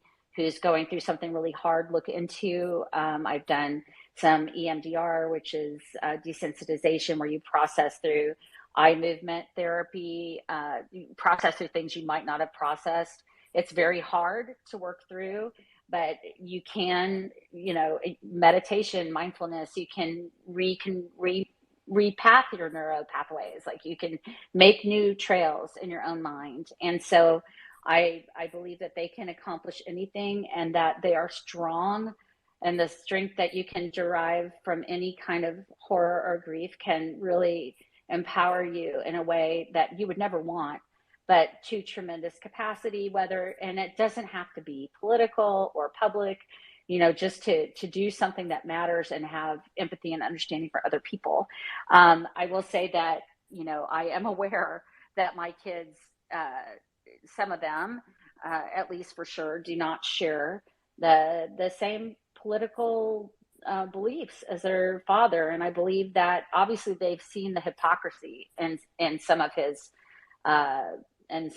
public statements, and that that my kids are tolerant They're open-minded. And I speak mostly, I guess now, like I have my youngest child. It's hard. Like if your child gets taken from you and is raised in an incredibly abusive pseudo foster care type system, which is what my child endured, it's hard. They've experienced a lot. They've been invalidated constantly. So they have a lot of defensive, oppositional behaviors. But my daughter is doing great. She's got a tremendous friend circle. She's gone from being isolated and insecure to being like a lead in her middle school musical. She starts high school tomorrow. She rides the bus. Like she is one incredible kid, and she is incredibly tolerant and wise and empathetic, and funny as all get out, and she's just amazing. So it's so hard, Survivor, when you're apart from your kids. And I just always, whatever your faith may be, wherever you place your energy, I think that, as positive as you can remain, even like, and as involved in your community as you can remain, which is hard because sometimes you're ill perceived because you don't have your kids. So people think you're done something terrible, or your kids reject you if they're coercively controlled publicly, which is absolutely, if you see a kid doing that to a parent, like even severely abused kids, like physically abused kids, don't ever reject their abuser. So if a child is exhibiting these behaviors, they're unnatural and they're programmed behaviors. But I just, I always would tell my kids, they're always under the same moon, even if it was on a recorded call or I could just barely talk to them. And I would just remind them gently of their history, of the truth of our relationship and of who they are, and just do as much parental things that are normal as you can. It's hard because you want them to understand, and they can't, they're endangered by you're trying to explain anything to them. So that's how I do it. And I think, like, I hope that everybody knows that I feel very incredibly, like, as horrible as it's been, I have my youngest child home. It's like a real miracle. Like, it really is. And it was against all odds. And I have a relationship with my two older children that I was apart from for so long. And I had an very strong early bond with them. And nobody was ever able to break that. And it's super hard to hear. Like, when they're older, they'll come back to you. That's like the hardest thing to hear. People will tell you that if you're in family court and you lose your child when they're 9 years old, they will tell you that. You're like, they're 9. I want to go. I want to be with them and go to, I want to, whatever it is that, I want to make them breakfast. I want to talk to them about their hopes and dreams. I want to help them with their homework. I want to go hang out and run around on the trail with them, whatever. It's super hard to hear that, but it is a truth that remains. And that's another way that I've dealt with it. So there are my 2 cents about that. And I hope that's informative. And I just encourage you, with all my heart, like, build strength in place. The healthier you can become, even under great odds, the better odds you have at being able to endure what's coming at you if you're in a situation of injustice. And it's hard. And there's community out there, and be careful, be safe, like, protect your identity if you have to, because people will be looking for you to throw anything at you they can if you're speaking publicly. But I'm so sorry for what you've been through. And I admire your strength tremendously to speak out and to be as involved as you are, and trying to make things right for your family. I encourage you, like, I know it's so hard, and my whole heart is with you. I'm so sorry. Thank you. That was an awesome response. Sorry, Jack. That was Thank you. was really beautiful. Oh yeah, that was, boy. Yeah, I was feeling that. Say, Kelly, before we go on, if you need to go, I know I want to respect your personal time, but just let us know. And I know it's your daughter's first day in high school, so as you mentioned, so just let us know, and I want to respect that. Are you Thank still good? you. Are you good for a while more? Yeah, I Okay. really appreciate that because it is such a like even being able to be a part of her school life has been so like amazing for me. Like I was just so moved to be able to be at the open house and walk around with her and it's been amazing. I'm just like our public school system in our area is amazing and I am just overjoyed and I want to go in and help her get ready and all that stuff. But I have time if anybody has another question or you do, Dr. Jack, Dr. Brown, whatever I may call you, Yeah, you can call me Dr. or Jack. Yeah. Okay. Well, yeah, just holler at us however long you want to yeah, stay. And yeah, I remember that first day of ninth grade. It was so, yeah, wow, there's high school, but yeah, right. yeah, but On the yeah, runway, like, taxiing, like about to like getting the lift coming, heading off into the bright horizon ahead. It's yeah, amazing. in a Yeah. way that feels like the first day of adulthood, and in a way is first day of college does as well. Say one thing I wanted to emphasize. So when people go through these traumatic experiences, and you seek therapy with a professional, make sure they do have extra expertise and extra training in treating people with trauma. And more specifically, make sure they just don't use one modality in their treatment of PTSD or chronic or complex PTSD. You mentioned DBT and EMDR. Those are two big ones. There's art therapy, maybe hypnotherapy, maybe equine or canine therapy. I mean, there's a whole bunch of different kinds of therapy that in ways that you would want to help with a traumatic situation. So when you seek professional care, make sure the person has extra training and make sure they have more than one modality.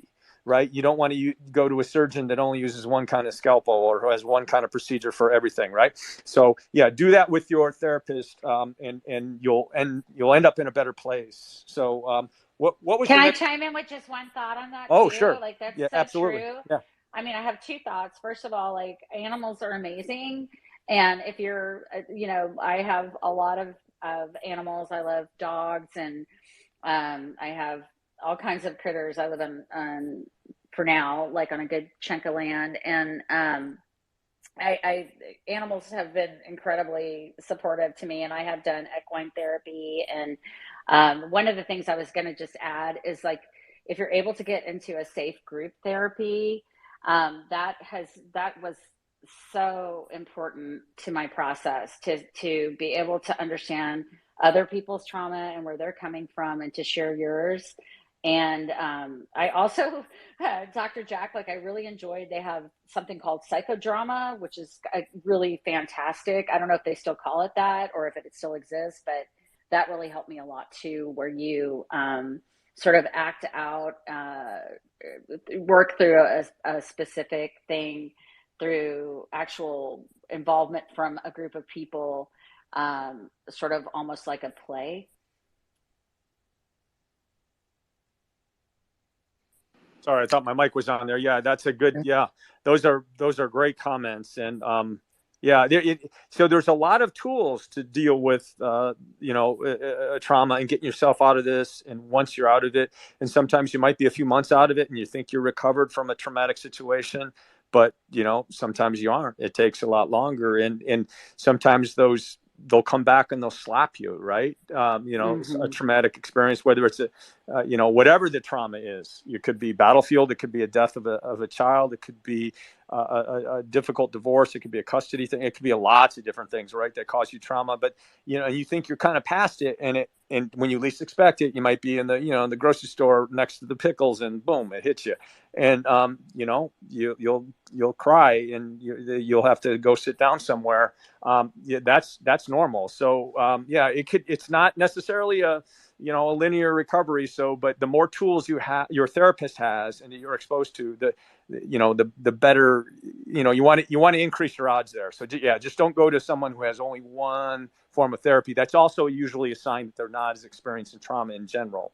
But yeah, so anyway, well, so what was the next question, Emily, for the next person in the queue? Yeah, yeah. Curb is next. I just wanted to reinforce what Jack said about therapists that have a diversified portfolio of treatment methods. I can attest to that. And are you craving pickles or something, Jack? Anyway, Curb.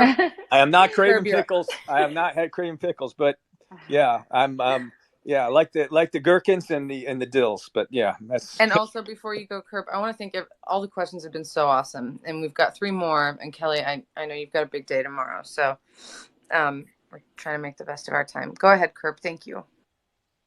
Thank you for taking my question. This is very personal to me, and I just want to say to Kelly, I'm a former Sandy Hook truther, and I'm a former Alex Jones fan. And all too often, when you are coming out of the rabbit hole, your first inclination is to hide and not admit that you played a part in a bad belief. And I might get a little choked up saying this, and I apologize. I think, Kelly, what you are doing is amazing, and it's a blessing to us all. I'm also a domestic abuse survivor. Luckily, I didn't have kids involved in any of this. But what you have gone through and what you have admitted to publicly is a healing, important, empathic mission. And I think, and it's a mission that I've taken on myself too, because it's important. It's easy to stay quiet when you used to believe bad things. It's easy to stay quiet. But speaking out and telling people your story, I think is so important. And I just want to say I'm in awe of what you've done and what you've gone through. And I just want to say thank you for everything you've done. And it's very important. And don't let anyone ever degrade you and accuse you, because nobody who, unless you've been a conspiracy theorist and or been in a domestic abuse environment, nobody can judge you unless they've been there. And both are very similar, and they're very difficult to get out of. And I just want to say that you're a great person, and just thank you for everything that you've done.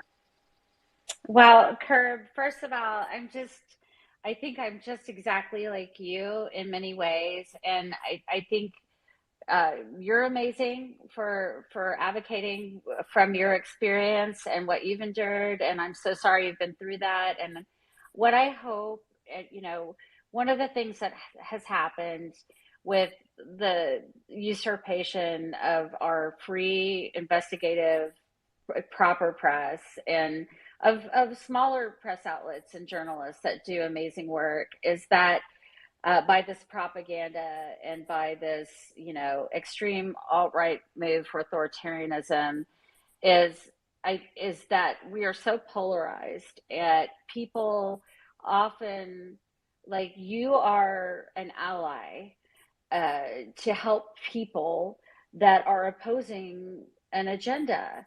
And what happens is people have a reaction to that, which is, I mean, it's understandable. But I would encourage everybody to welcome anybody that is changing their position, that is escaping cultic programming, conspiracy, fake news, which is very sophisticated, and which you can become involved in through friends or family. You never know how this is seeping in, right? And we talked about that a little bit earlier, that if the goal, here's the thing, the goal is to stop it, right? So the more people that wake up and speak out and are encouraged to do that, then we really can stop and change this. And everybody's voice is important. I'm just a human like any.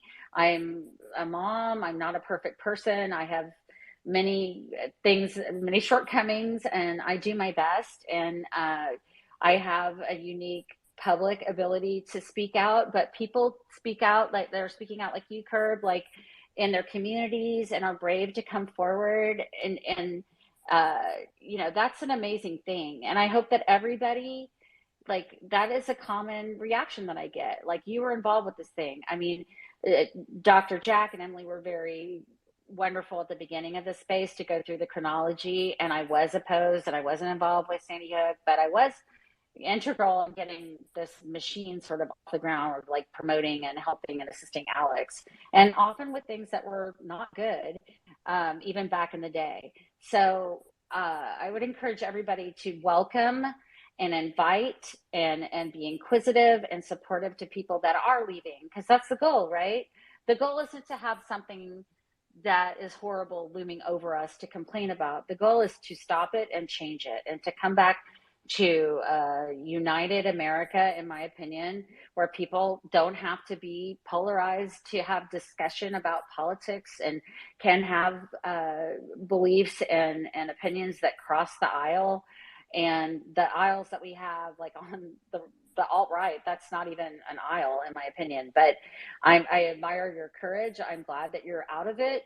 And I think I go back to like Dr. Jack's expertise, and like these trauma things can come up. Like it's a cycle, and complex trauma will rear its head in your life maybe later.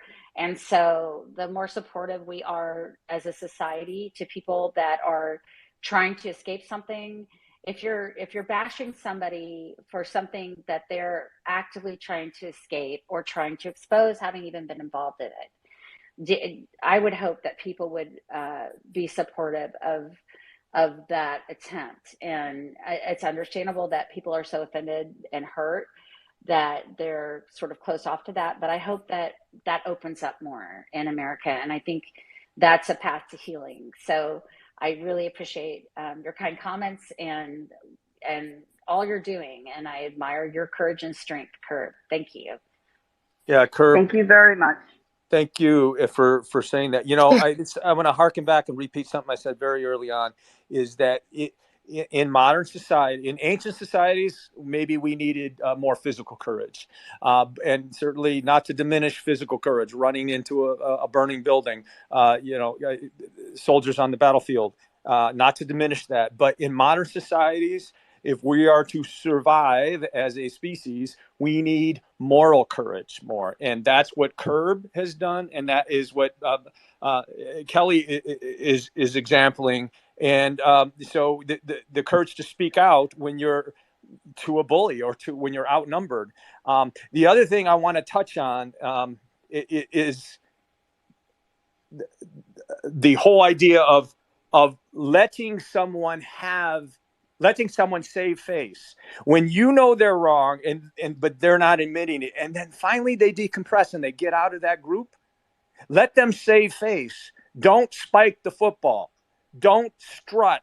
Let them save face. Give them a way out. Give them a way to save their save face and to maintain their dignity when they're getting out, because otherwise, boy, they're not going to get out. They're going to just run back to the group they were in. And so be cognizant of that. And it's not an easy thing to do. And let you might know someone that's in a group like that, or you might not know if it's a cult, but just a difficult situation. Let them know they have a safe space. Be their safe space. So you may not be able to do everything for them, but that's super important. Amen. That, yeah. Yeah, totally. Jack, this is why you have 4 bazillion followers. Those nuggets of absolute treasure. Like, and I'm 100%. Don't peacock when somebody. It's literally just don't kick them when they're down, right? Regardless of your own view. Lend a hand. Okay, Kelly, are we aiming for 9 for you? I'm just collating these questions. Yeah, if I could. So 9. I'm at 7:37 my time, so I probably should hop off in about 20 minutes or so. Okay, so I've saved all of the questions, and I'm gonna, I know we're not gonna get to all of them, so I have printed all of them out and numbered them, and they will all get to Jack, and they will all get to Kelly. And I'm, we'll figure this out. But I see you've got speakers up here, and also Curb. I just want to thank you again. I sent you a message. That was really amazing moment. That's what these spaces are all about. So anyway, next up, I have a question from the comments. Kelly, how does one, or both of you, how does one regain a personal identity after an emotionally abusive relationship? I'm interested in how you did this, Kelly. You know, the thing that really transformed my life is I was very, very isolated, incredibly isolated to a degree that I don't think that people can even maybe understand. Like I was, I was ordered, demanded, required to homeschool my kids, and I got my kids into a parent partnership school. And because it was part time there, and because I assured that my kids had normal like interactions with friends and were in clubs and my kids were amazing swimmers, so they swam every day. After being at that school, it opened a door to a community that I pursued, and I pursued it even though it was really like I shouldn't be doing it, and it was terrible. I made sure I started to reach my feelers out more, and people were welcoming to me and supportive to me. I have like one of my very dearest friends who is probably not listening or might be. I don't know if she is or not, but people that helped me and were supportive of me, like when they knew nothing about me, and just were kind and caring.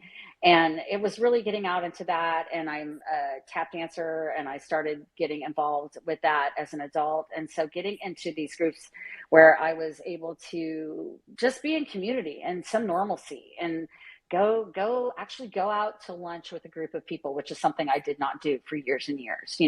That helped me tremendously. And then uh developing, being able from a broken down place to acknowledge what people were trying to build up in me when they could see the brokenness, that opening myself up to uh accepting, becoming more confident and allowing myself to have confidence and pursue things that were of interest to me that also I was learning.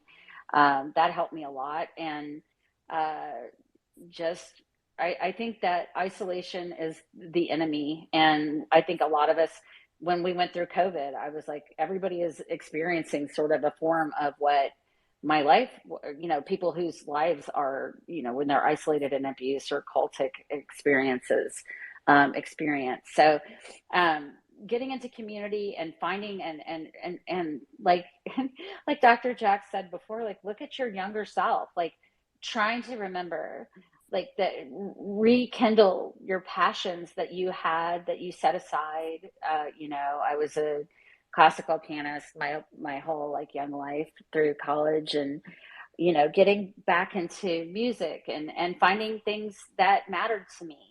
And I mean, yes, my entire life was centered around my children in many ways, but having an individual identity, and that is so important. And so I hope that's informative. That's how I sort of refound it. And I always try and learn as much as I can and learn from other people. Okay, thank you, Kelly. We've got 18 minutes left, and Zeitguy is actually the first person to have sent me a question.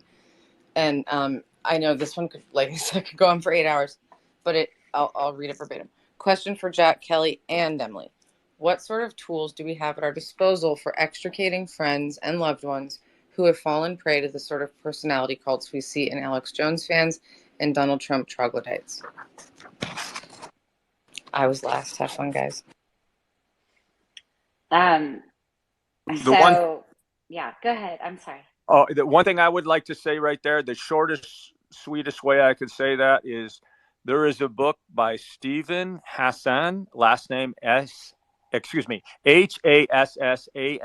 Hassan. First name is Stephen with a V. Stephen Hassan. He is a cult expert and one of the probably one of the most cited people in United States right now and throughout the world on getting out of cults. There was a book he wrote. He wrote several books. One is Combating Cult Mind Control. So that's he knows more about that subject than I do, and that's the shortest, sweetest way I could say that. But I'm defaulting towards a book. It's available in audiobook and a regular book and a Kindle. So that's an outstanding source. So now I'm going to turn it back over to Kelly because I know she has limited time. Well, I mean, I think I wrote the book's name down, and I think this is a question that so many people have. I think I go back to Curb's comment, and I turn to compassion. And like one time I had the honor of speaking at an event, and what I did is I came out in a MAGA hat. And I mean, it was a very liberal group of people, and the reaction was immediate, right? And so, what I tried to do through that experience was, first of all, like to draw attention to the needs that people have that fall prey to propaganda. And I believe my opinion is that a lot of people that hearken to bullies have been bullied. And so they inherently turn to the only safe space that they know, which is to align themselves with the bully. And you never know what's behind something, if you never know what's chasing somebody. And so for me, I have people that I am still around that are still programmed in different ways. And what I try to do is maintain relationship outside that discourse or programming in every way that I possibly can, and just to be very understanding and compassionate, even when it hurts, when somebody's doing something hurtful to you that is not coming from them. I'm not saying, of course, boundaries are incredibly important. Like, your boundaries matter. And if your boundary is set and people are not safe and are imposing themselves through it and in a way that you're not comfortable, absolutely just stay away. Like, just put up your boundary and hold the line, but I think the more like compassionate we can just become and evolved in our thinking generally and outside the political discourse, have more discussions like this about we're evolving, actually, I think, as a species in our brain spaces, about like the possibilities for humanity are infinite. And so I don't know, I hope that somewhere, somehow, that there's a way to come back to a middle path, like they say, like when you're having a confrontation or having conflict with somebody, to find a safe space, even totally outside the discourse, to have a relationship with people that you might not otherwise have it, so that you can show the thing that we all know, which is we're just all human beings with our strengths and weaknesses, and but we are people that care. We have families, we have our different beliefs. We're creative, wonderful, amazing creatures. People are amazing. So I don't know, I've kind of gone on a tangent there, I guess, but compassion, but uphold your boundaries. Like, if people are unsafe, if I think that Dr. Jack's advice about getting this information from Stephen Hassan is really important for people that might have somebody who's like in imminent danger of falling prey to cultist propaganda, but keep yourself safe and do what you can to shield others if you see something looming, while upholding your boundaries as much as you can. Thank you, Kelly. So my turn. Okay, Zyka, I'm gonna make this like the short answer, because you and I know each other, so we can discuss it in more detail later. Specifically, what sort of tools we have. We can listen. We can exercise thoughtful discourse, emphasis on thoughtful inquiry after listening. And for some reason, what really I've been pacing, thinking about this one, and the book The Four Agreements also came to mind. And I know that's more like a long logic situation, and everything that's going on in the country and the world right now seems very emergent, and a lot of it is very emergent. but not many things happen overnight, especially when you're talking about changing people's minds or, implanting new notions. So, and also the power of example. I'm going to leave it at that. And I know that's like pretty vague, but you and I can talk in another space or talk about it privately later. I hope that is an okay answer. Thank you. It's a great question. Great question, Saikai. Thank you. And Hey, I'm just going to chime in really quickly and say, like, there are people like me, like Rob, like Curb, that are out there sharing their stories and information. I mean, there's a lot of just straight up, like, you can debunk this stuff. What's really concerning is when people cannot actually break through their programming to see the reality. Like, even in the trial, like the Sandy Hook trial, like seeing Alex actively being caught and engaging in perjuries, like lying under oath, right? And that people cannot even then, or when, for example, like he went after Trump, or even like I turned like Joe Rogan as a classic example. Like Alex has said terrible things about him. And so when people can't, hopefully giving them whatever information you can glean from whatever sources you can find. And I hope I have some out there for people. I'm hopeful to develop more resources and help people with materials and free information and things they can share.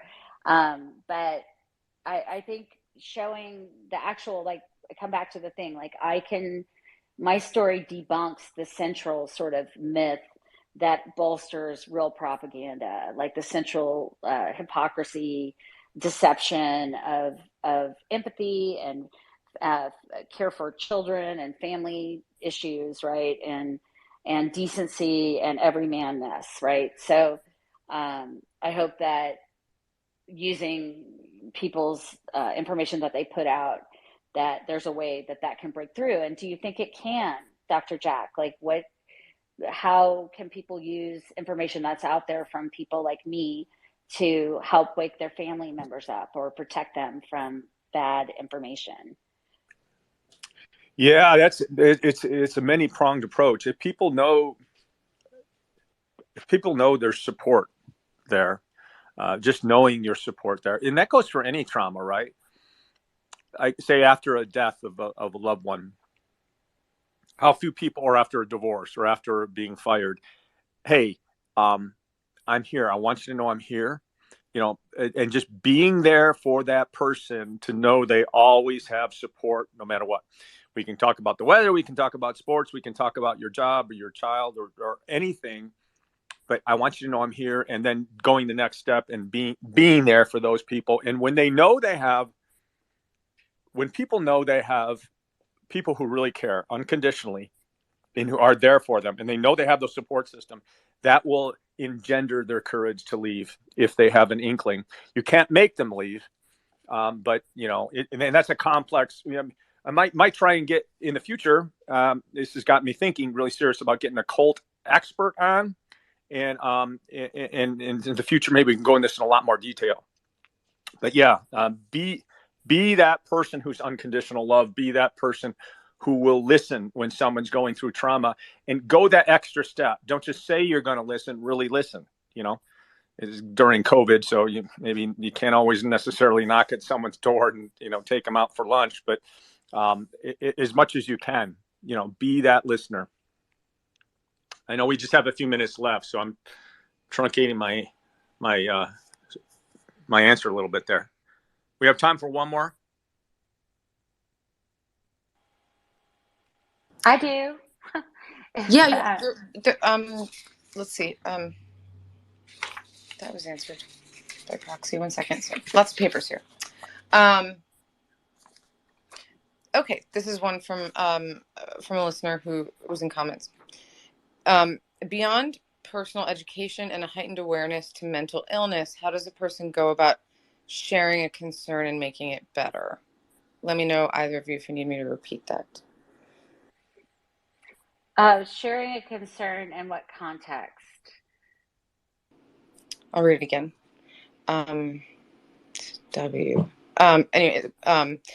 Beyond personal education and a heightened awareness to mental illness, how does a person go about sharing a concern and making it better?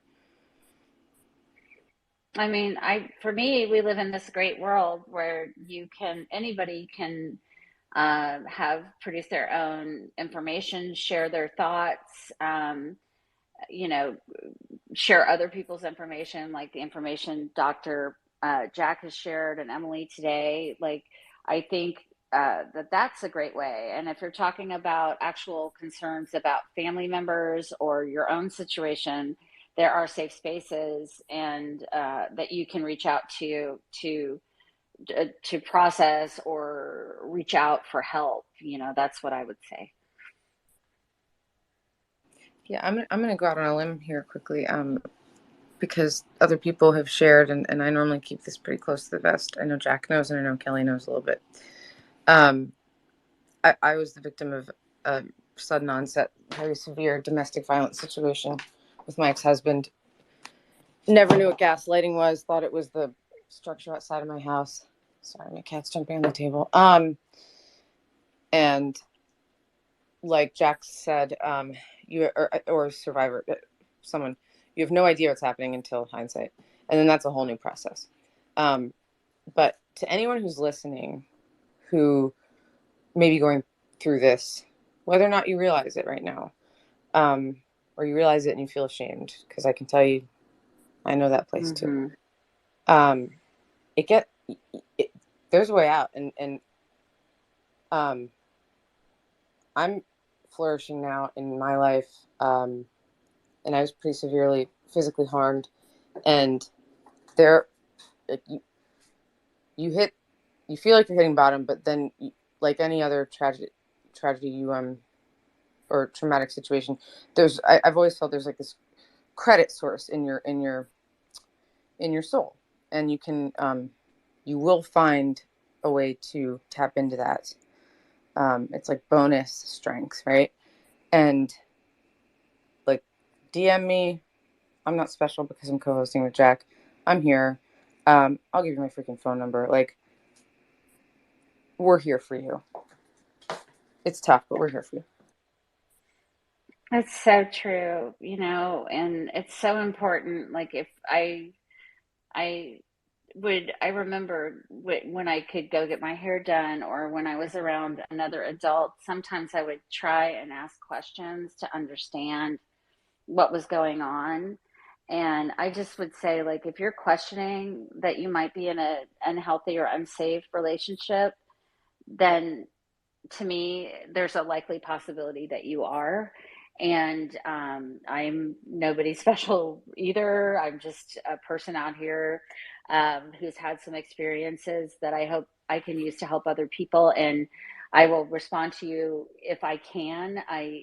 But there are resources out there. I think we need to bolster them to just support people that are in family litigation, which is my point of advocacy. And I really encourage you, if you think that you might be headed towards a divorce, or in any kind of situation where the rights and access to your children might be of an issue, of a legal issue, really, like, inform yourself. Like, being aware, there's tons of information out there, like, and that is something that I'm also very motivated to do, is to raise awareness, so that I was totally ignorant and totally vulnerable when I entered into a situation that caused my children tremendous harm.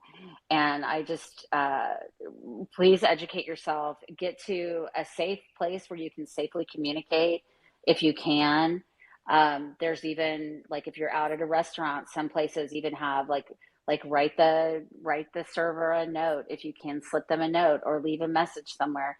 There are people out there that want to help you, and there's resources out there. So please take care of yourself, and honor yourself, honor your feelings, that spidey sense. If some alarm bells are going off, like, listen to your heart. And I'm super grateful again to have come on. I'm going to close off because it is my daughter's first day of high school tomorrow. I think we're evolving as a society. There was a lot of information about dating violence, and protective things available even at schools if you are young and are listening, or if you're a parent and your child's school has those resources, like be open to really honest discussion about it, and understand that, like Emily said, like there's nothing shameful if you're coming forward, if you're in a bad situation. And it's important as a parent to discuss hard things in the age appropriate way. And so I reiterate my great gratitude to everybody for listening to me.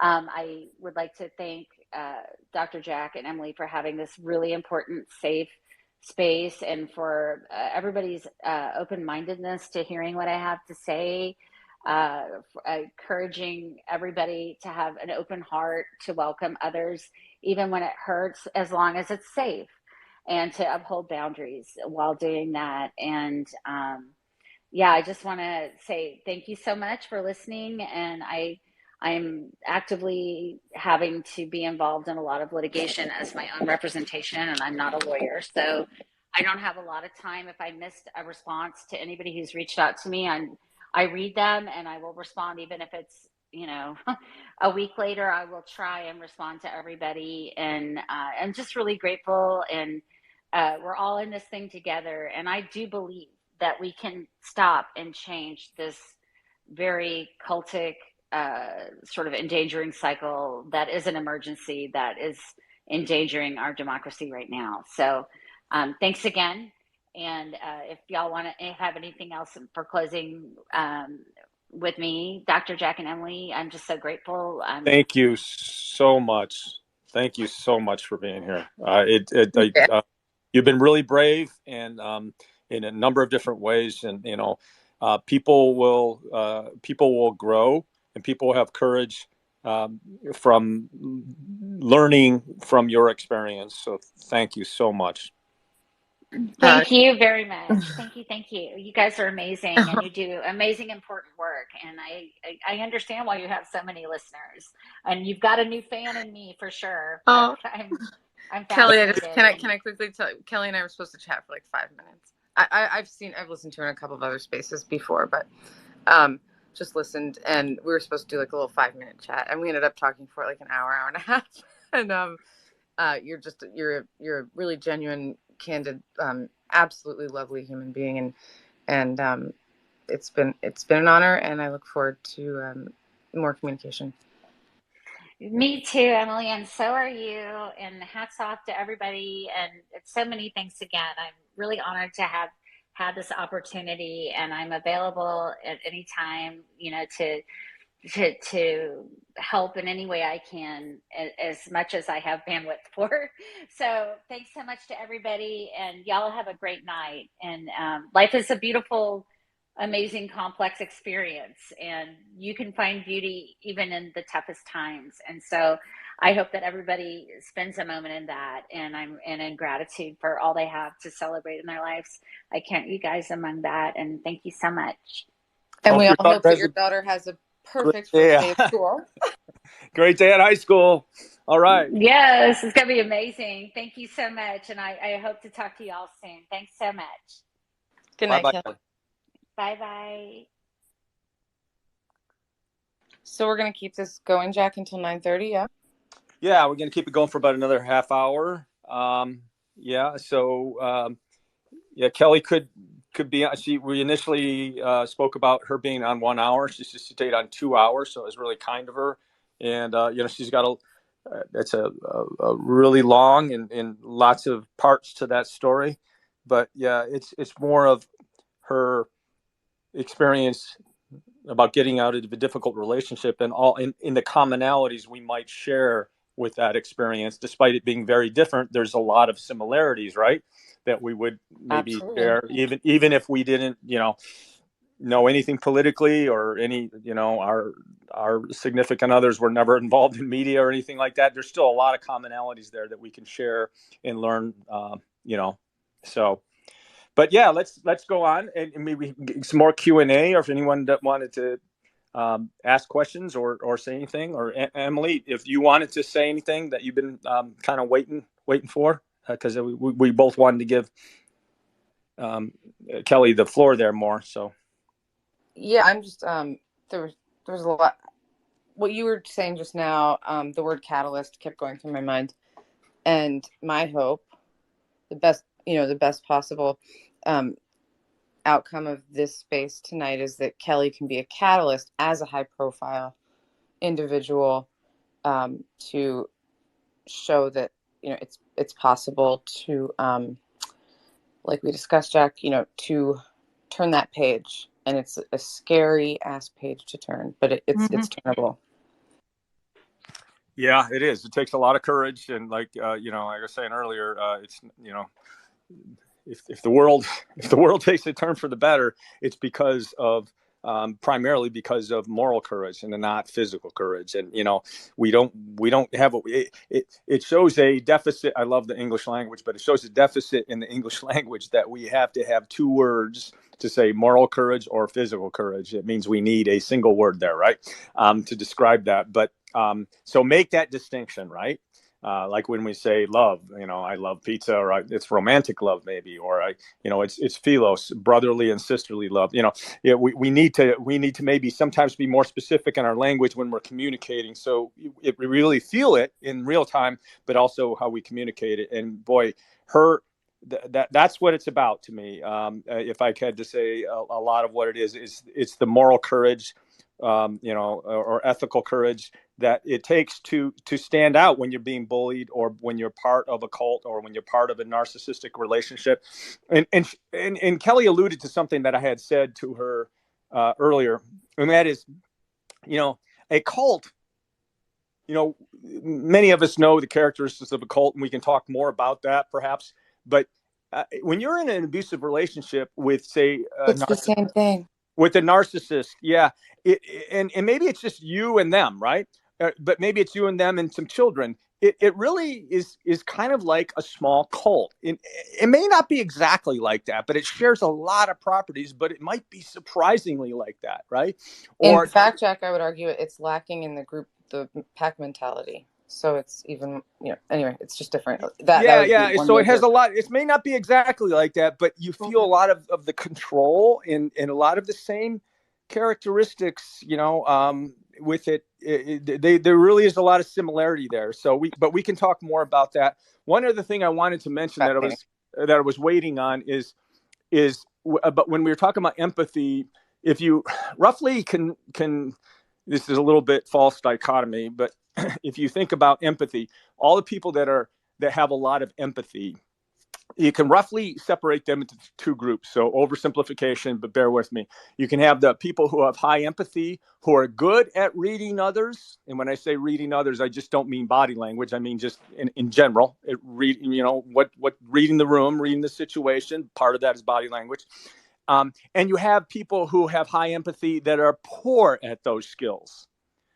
That second group, the people that have high empathy but can't read the situation or the other people, they're more susceptible to cults, and they are more susceptible to individual abuse, with narcissistic abuse, getting in a bad relationship, or perhaps even in the workplace, or in other places. It doesn't necessarily have to be in a personal relationship. So those are a couple of things I wanted to touch on that I've been holding back a little bit because of time. Is there anyone else that had some questions or just some stories, maybe some similar stories they wanted to tell? And you can change names. You don't have to, or you can kind of maybe make some tell a little bit of a story of your own, or someone that you went through who went through a similar situation. Dr. Jack, may I speak? Sure. Hi. So I was really wanted to thank you for doing this. And Kelly is very brave, and it takes a lot it's beyond courage. It's because you really have to be willing to go through the test of fire when you feel alone. And when I heard her discussing family, I understood that 100%, because not just for me, honestly, I had a hotline in my house for domestic violence. And I had a man call me once from a trailer. whispering to me about his wife. And the man was in his 70s. So I just wanted to nip that in the bud. They think it's all women. So listening to this gentleman and listening to Kelly, you talk about triggers and how we go through things. And it's true. You think you're through what I always say, the tunnel, and you see the light and you get through it. And then something happens, or you're watching a TV program, or you smell something. It's always there. And no matter how empowered we may feel, and we feel that we are helping others as survivors, we do have our own triggers. And she's remarkable. And I admired her and hearing her today, because it's unlike anything when you have your child taken away. And that's why I sent that in your chat, in your feed, that the judge who took my child away never even wanted to hear my case. And that was because of Richard Gardner. And you know who I'm speaking of, because that was my trigger watching Allen versus Farrow. That was why my child was taken away. Bogus reports. And I know I'm not alone, and I want other women and to know this out there, that it's hard, but you can get through it. And when you speak about body language, it's also intonation in voice. And I think you were right. I heard you a couple of weeks ago talking about how people who have been through triggers and been through trauma, you're more inclined to pick up on other people's behavior. The question I really have for you, and I think this is the hardest part, and maybe Emily didn't have this problem, when you go through this alone because family isn't there for you, maybe you could discuss, why is it that families sometimes are they're not safe harbor. They're not, and you need to have a safe harbor, and you're right. And you can be with the best therapist in the world, but you still feel alone when you walk out the door. So maybe you could discuss, because I understand where you're coming from pretty much. I mean, not perfect. There's always a learning curve. But can you discuss, why is it that some families take it personally and they shun you? I don't know how else to put it, but thank you. Yeah, I can feel your pain there. Yeah, but I got through it. You did. And you're right, Rochelle. I don't know how you sensed it, but I had my mom. So yeah, please go ahead. Voice. It's voice, intonation. You learn to listen. Yeah, when I teach body language, that's super, super important. You don't want to learn body language in isolation. There are people who are hearing impaired, and that's not what I mean there. But people who have good hearing and good sight will use body language, but you shouldn't use body language in isolation. What else should you learn? Well, you always want to learn the history of the situation. History is always helpful, but if you don't have history, or you have limited history, but even if you do have history, along with the body language, so you might have an extensive background about a person, in which case sometimes we have cognitive bias, and so we are less likely or more likely to find them at fault. But along with the body language, absolutely, you want to have all those vocal qualities are super important, and also the words, the actual words they're using. Mm-hmm. Often you'll feel them take a left turn in a sentence where they start to say something, and then they wait a second, they just started to say a different word, and so they take a left turn or right turn, or they correct, or even I call them burps and farts. All the times they stutter, and all the times they pause and maybe stretch out a syllable. A good example is when people say "the." I don't know why the petty cash is missing money. So why did they stretch out "the" instead of "the"? And why didn't they say "the"? So all those vocal qualities, but also the words themselves, all three of those things. So if you never learn any body language, just go with your gut. What does the body language say? What is their vocal intonation saying? What all the vocal qualities, and what are the actual words saying? And anytime you don't feel right, those three things are not in alignment. And when you do feel really like, okay, I believe this person, they seem sincere, usually all three of those are in alignment almost all the time. So yes, absolutely. And of course, along with the history. But to touch on what you said about the family, for me, this is, it's yeah, I'm hesitating here that you really a size. I hesitate to say a personal aspect to this, because I do have some personal stories here, but it's a bizarre thing, right? Some people, even if you have a great childhood, You know, you go through a divorce, you go through the death of a child, you go through a big thing in your life. And these people that were there for you your whole life are all of a sudden not there for you. And you wonder what the hell happened, you know, what the hell happened. And sometimes, or the real common after a divorce or during a divorce, where one side, you have all these friends that maybe kind of don't talk to you that much anymore. And you wonder, are they talking with the other person, or are they just withdrawing from both of you? And sometimes you don't know that. You'll never find that out. But people kind of, and the same thing with hospitals in general. People that have hospital phobias, you don't like to go in hospitals. Maybe they've never even been in a hospital hardly at all. So they don't have a past trauma to associate it with. They're kind of afraid it will rub off on them. Well, when people have traumatic experiences and they're in your family, and those are the times we need family. Those are the times we need friends. And people kind of behave a little bit like it'll rub off on them. They don't know what to say, and then they end up not saying anything. I would make the argument that comes down to a form of courage. Like, hey, John, I don't know what to say. I have no idea what to say. I feel stupid, but I want you to know, man, you're a good friend of mine, and I'm here for you, man. I love you. And like, I don't know what to say to you. I don't know how to be here, but I want you to know I love you and you're my friend. Something like that. It's okay to give that disclaimer. And then, you know, that goes on for a couple of weeks, and then people bury that. They make a psychological wall because then they don't want to say that, and time goes by. And some of these people are not just friends, they're family. And yeah, it's a weird thing how people, they kind of afraid. I think some of it is they kind of psychologically, at least at some level, are afraid that bad luck will rub off on them, or at least that might be part of the answer. That's a complex question, and it's really common. It's really common, and it's another It reason is. why having friends, good solid friends, are important. And when you go through a trauma, sometimes those people who you always thought would be there are gone, and sometimes people who you kind of don't know that well are really there for you. You're just so grateful for those people. I So heard it. I heard it in Kelly's voice tonight. yeah, It permeated, because the trauma of having your child taken away, and then having family abandon you and really feeling isolated, and she really wants to have that child, and your family, she's in an abused relationship, that's an extension of the abuse. Now you know your child's in that abuse, and your family now is saying, well, you had to have done something. It's different. That's why I was saying to you, it's very hard. And I admired her, because this is what goes on. And that's why when I watched Allen versus Farrow, it was heart-wrenching to see what happened to Mia Farrow. She completely changed. And I think family is probably the most difficult harbor to find for some people.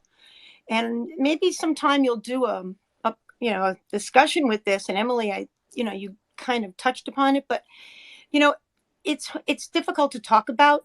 It is. And I'm doing this tonight because I want other women and other men to know you can do it. And you don't need to have anyone in your corner. If you can't take it, change the locks or move out. I mean, but you really have, it's just something I was pondering about family. I heard it in her voice. It struck me. That's all. So maybe sometime you'll spend time on that particular issue, because it isn't like cancer. I understand the cancer thing. People don't want to rub off on it, but you would think family, when you say to them, but, my ex did such and such and such and such, doesn't matter. So maybe you'll spend time on that. But thank you for everything. I don't want to take up any more time. Thank you. Thank you. Rochelle, you and I should talk privately sometime. We should. We'll do that. Wherever it is, we'll have a cold chat. Yeah, awesome. Thanks for being so patient. We had a lot of people in here tonight. I understand, and I just admired her tonight, and I just had to say that to everyone. It isn't just women; it's men too. Honestly, Thank you. 100%. Thank you. Mama, and then Heavy Dean. Is that correct? Yep. Hi, Dr. Jack. Hi, Emily. Hey, how are you? Oh, I'm out of sorts today, Jack. What you just said so resonated with me. Wow. Hypothetically speaking, I might be a single mom who may or may not live in California, who's had sole legal custody since before 2014 and a restraining order whose ex-husband violates on a near weekly or daily basis. And I have people at my church, family members, who look at me like, why is this still going on? And I even get questioned, what did you do to this guy? And it's gotten to the point where I've literally sent legal pleadings and briefs because it's so outlandish what has been able to go on in family court, because it's that unbelievable. And I am I know Kelly, we've spoken on the phone multiple times. Her case is so similar to mine, yet I'm not a famous person. I'm not married to a famous person, but the level of corruption and other entities involved in it is off the charts. I mean, I literally, and I've had other people, psychologists, other professionals say, so this is substantiated. Like, I fear for my life and my kids' lives because of what has transpired. And it was magnified just as of June last year when we got a new judge who did wildly inappropriate, illegal orders way outside of all the laws that mandate her that she's mandated to follow, basically putting the kids in extreme harm's way. And I just heard this previous speaker speak. I've heard you speak, Jack, and it's literally, there's not enough words you could possibly string together to explain what has happened in my case.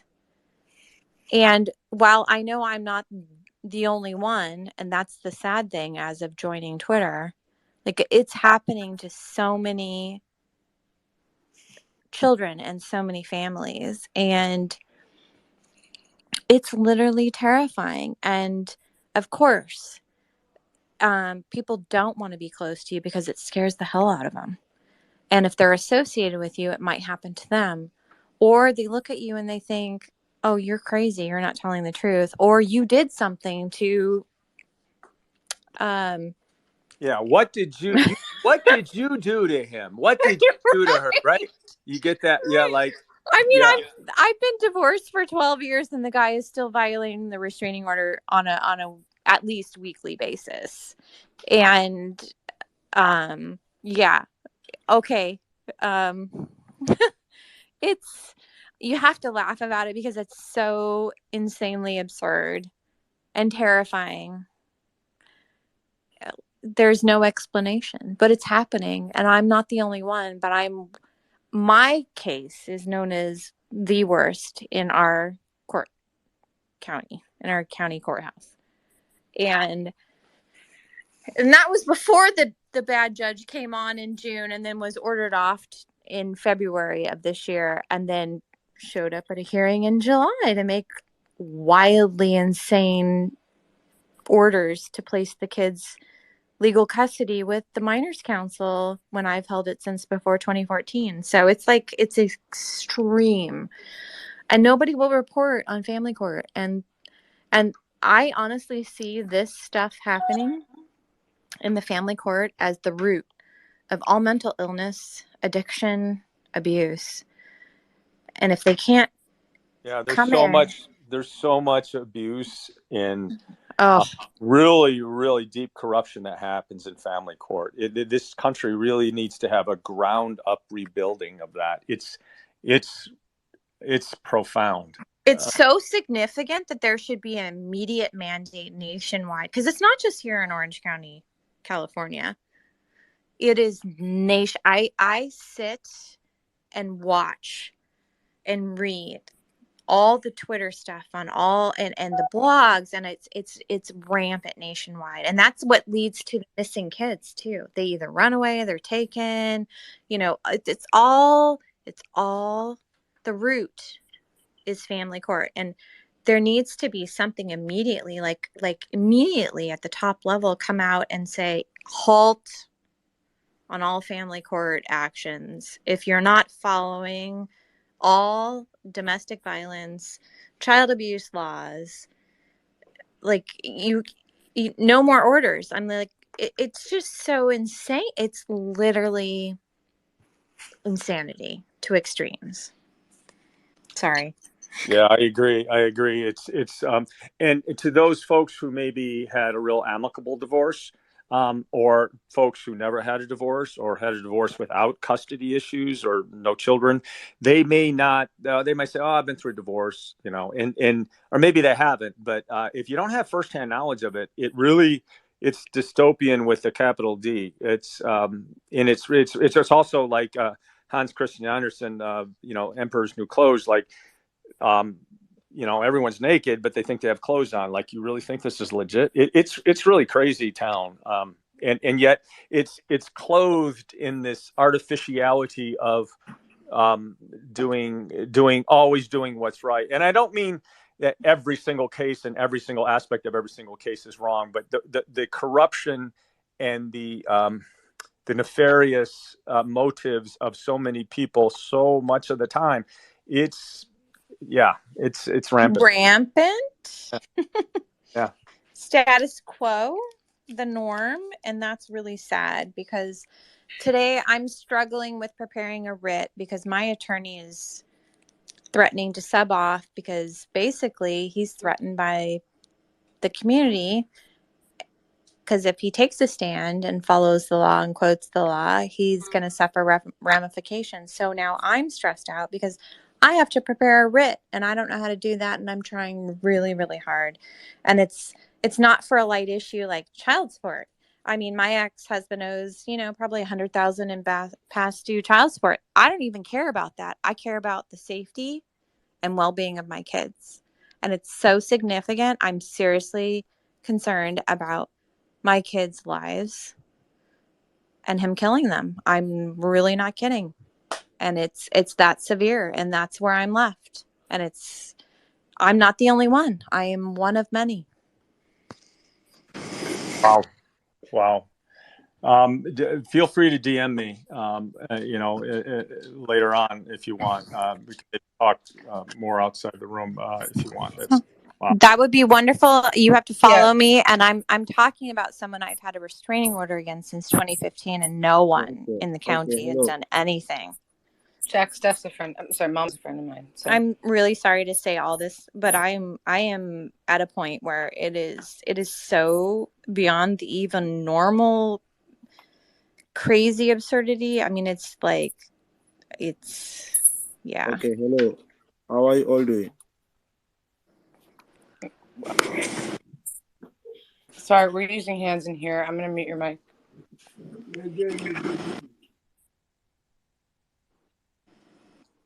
Mama, thank you for being on. I appreciate it. Thank you so much. I'm sorry to ramble. I am that terrified, and I'm going to actually leave because my phone is malfunctioning and I can't shut off my mic.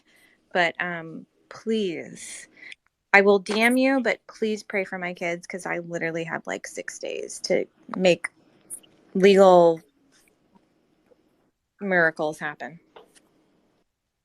I will. Maybe get in touch with Jack and I. All right, Don. Okay, if you're still listening out there, I'll DM her. Heavy Dean and Melissa, and then I think we're going to be running out of time. Go ahead, Heavy Dean. Hey, and hey, Jack. Hey, Emily.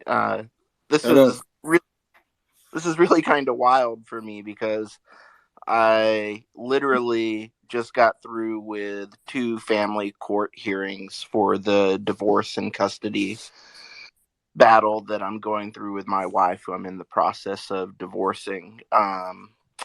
My wife is a covert, or some people call it vulnerable narcissist.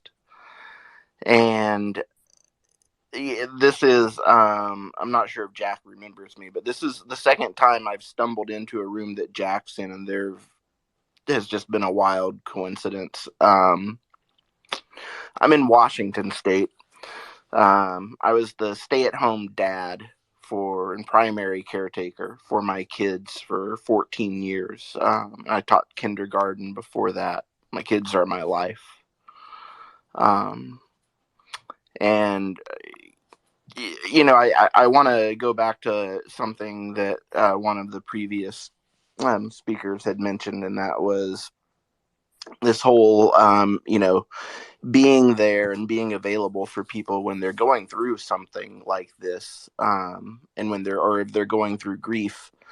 And having experienced the grief of the loss of a dearly loved one, and then the grief that comes from losing your family through a marriage going bad, and custody, they're both grief, different kinds of grief, but they're both very real.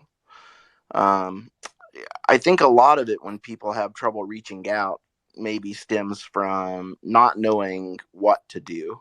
I think that's where some of the inaction comes from, is a desire not to make things worse, not to mess up and say the wrong thing that ends up, making the person feel worse than they already feel. That's been some of my experience. Pertaining specifically to narcissism, and unfortunately, my hearing went pretty long, so I only caught the tail end of what Kelly was saying. My wife is a narcissist, but opposite of, Alex Jones. She's not overt, not in your face about it, but the innate ability and necessity to craft a narrative of who they are and what their life is, it takes precedent over everything else, and they'll go to extreme ends to protect that. My wife was physically abusive towards me for years, mentally, emotionally. I'd grown up in a very abusive, chaotic household as a kid. I think I'm an empath, and I think I read rooms well and everything. But the thing that's tricky about narcissism is, it doesn't happen all at once. A lot of times, at first you're treated really well. And coming from the kind of childhood that I came from, meeting someone who really seemed to get me and knew what all my likes were and listened intently and seemed to share my same values and same interests, I thought I'd found my soulmate, And then by the time I realized what was going on, it was like the proverbial frog in the pot of hot water. It's boiling and you're cooked before you realize it. And so by the time I realized that I was in a very dysfunctional, abusive relationship, I already had kids. And then I was scared. And I was the stay-at-home dad. My wife, I had worked while she went to school, got two very, good degrees from prestigious universities, is incredibly successful now. And, things got so bad. And I was scared. I didn't know how to leave. I knew I needed to leave, but I didn't know how to. Things came to a head when my best friend passed away, and literally a week after, and he was like a brother to me, more than a best friend. I mean, he was more family than my family is. And within a week of him passing away, my wife was treating me horribly. I was crying one day when I woke up, and she was like, "Why do you act like that? You make everyone around you miserable when you act like that." And I told her, when she told me that, I was like, this is so messed up. My best friend, who she knew very well, I was like, he just died. Like, I'm sad. I'm grieving. She didn't want to hear it. And I said, I can't stay with you. You're going to have to go to counseling and get help. If you don't, I'm going to take the kids and go. And later that night, she manufactured drama, called the cops on me, lied to the police, told them that I had been physically abusive to her, had me thrown in jail. All of it was untrue. The courts didn't want to hear from me. I'm a big dude. They're like, you know, how could she possibly hurt you? How could she be the one who's been, you know, the abusive one? And one of the things about being the man in these relationships is it's kind of embarrassing to say, like, oh yeah, you know, my wife gets angry and beats the shit out of me sometimes, you know. Not that she could do that much damage, because I am bigger than her, but that doesn't make it right, and it doesn't make it less embarrassing, you know. So it's not like it's something I talk to a bunch of people about. And it never occurred to me to call the cops on her when she did it. But anyway, now I'm in the process of, I'm the one viewed as the abuser. She has custody, full custody of the kids. I get them like every other weekend. And the only reason I stayed around is I was trying to protect my kids from that abuse, from the emotional turmoil, the belittlement, minimization of their feelings, just everything that comes with being in a relationship with a narcissist. And I know that they're experiencing it now because I'm not there to shield them from it. Yeah, turns your life upside down. Yeah. It's crazy making. And then dealing with the courts, it's just, it's absolutely crazy making. I was feeling so dispirited, and after the hearings today, and I just popped on Twitter, and this is what I stumbled across. So I really appreciate it, Jack and Emily, and wish I'd caught more of what Kelly had to say. It is recorded. You can, you can. Okay, great. Yeah. So thank you. Go ahead and DM me. I think I recognize you from the room you had mentioned. But go ahead. Yeah, go ahead and DM me, and we'll chat. Sounds great, Jack. Thanks. Thank you. Hey, Jack, I think Melissa, and then are we wrapping up? Yep. Let's do that. Let's take one more, and Melissa, I think, was next. Hi. Thanks, Jack and Emily, for having this space. And I just really appreciate Kelly being on. I've been following, what she's been talking about, and just had several years since my own, divorce and stuff to think about a lot of the themes that have wound through what I experienced, cults, and the tactics of silencing is, that is something that just seems to be everywhere in all of those situations. And, I've learned, of course, that, deception and abuse live in the dark. They flourish in the dark. And transparency and exposure is what actually helps. But, we're taught and trained to be silent and to not talk about it. And so even in, for some people, it might seem so disparate to look at the exposure of Alex Jones's records as something related to abuse, but it's the idea that something's coming into the light that was hidden and tried to be hidden. In my own case, I was actually put under a gag order, and I'm a lawyer, actually, and I was put under a gag order by a judge, sua sponte, with no motion, no evidence, just based on the argument of my then husband's attorney when he worked for a company that is a high control group, which is, the nicer way of saying, maybe not a full blown cult, but kind of, is the company he worked for sent 3 board members to our divorce hearing. That was actually supposed to be on parenting time. But his lawyer made the case that, I was crazy and, same thing we all hear. And I was trying to get him fired. And so the judge put me under a gag order, sua sponte. And mind you, this judge at the beginning of the hearing just happened to disclose that he had actually represented that company before he became a judge. And then I found out later that he had actually granted a TRO against a man that was speaking out against that company 4 or 5 months prior.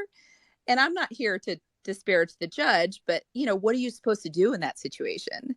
You're sitting here. Right. You're not going to, he discloses this. Of course, you're going to waive it.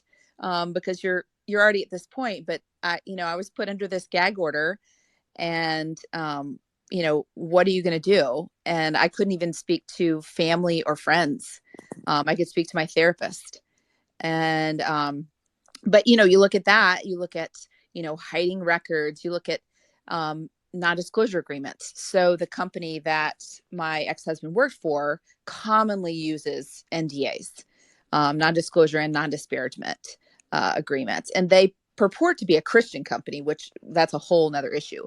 But NDAs, it was common in Weinstein, a lot of these people. So all of these tactics of silencing, I feel like when we see those, that is like a huge red flag, whether it's in a divorce case, in a company, in other situations, because that abuse and control flourishes in the dark. And my favorite quote is, Judge Brandeis, that was on the Supreme Court: sunlight is the best of disinfectants. And, that's what I would say something. If you see something, or if you're experiencing something, tell one person, because I wish, I knew something was wrong. I knew something was wrong for a long time, but you didn't have words, you didn't have the language to describe what was happening. And just because of the role my then husband played, I didn't feel like I could talk to people. And then they train you not to talk to people. And, that is, I think, the hardest thing, is to watch ways in which people are silenced, and just bringing things into the light is what really sets everybody free. Yeah. I mean, just you're an educated person, and despite whatever our level of expertise is in any given area, when you come upon a new life experience like that, just the simple nomenclature gives you places to hang your hat on, like, oh, this is a real thing. You mean other people are going through this? And it's, if there's one thing that social media does, perhaps that's good, is sharing of experiences like that. Yeah. And, boy, wow. It sounds like there's some incredible abuse going on there. Yeah, it's pretty crazy, but you do what you can to expose it, and that's what I've tried to do. Well, Melissa, you should DM me. I followed you. Let's chat sometime. Yeah, sure. Yeah, I followed you as well, Melissa. Yeah, if you ever want to bounce something off me, absolutely, you can DM me as well. And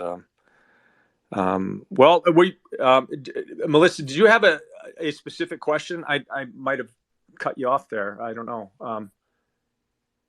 No, one thing I had been thinking about was, because the silencing happens in all of these different areas, and there's different efforts about dealing with that. Like there's a hashtag NDA free, and I know, people are trying not to have NDAs in employment, but it's really more than just NDAs. It's all of this type of silencing.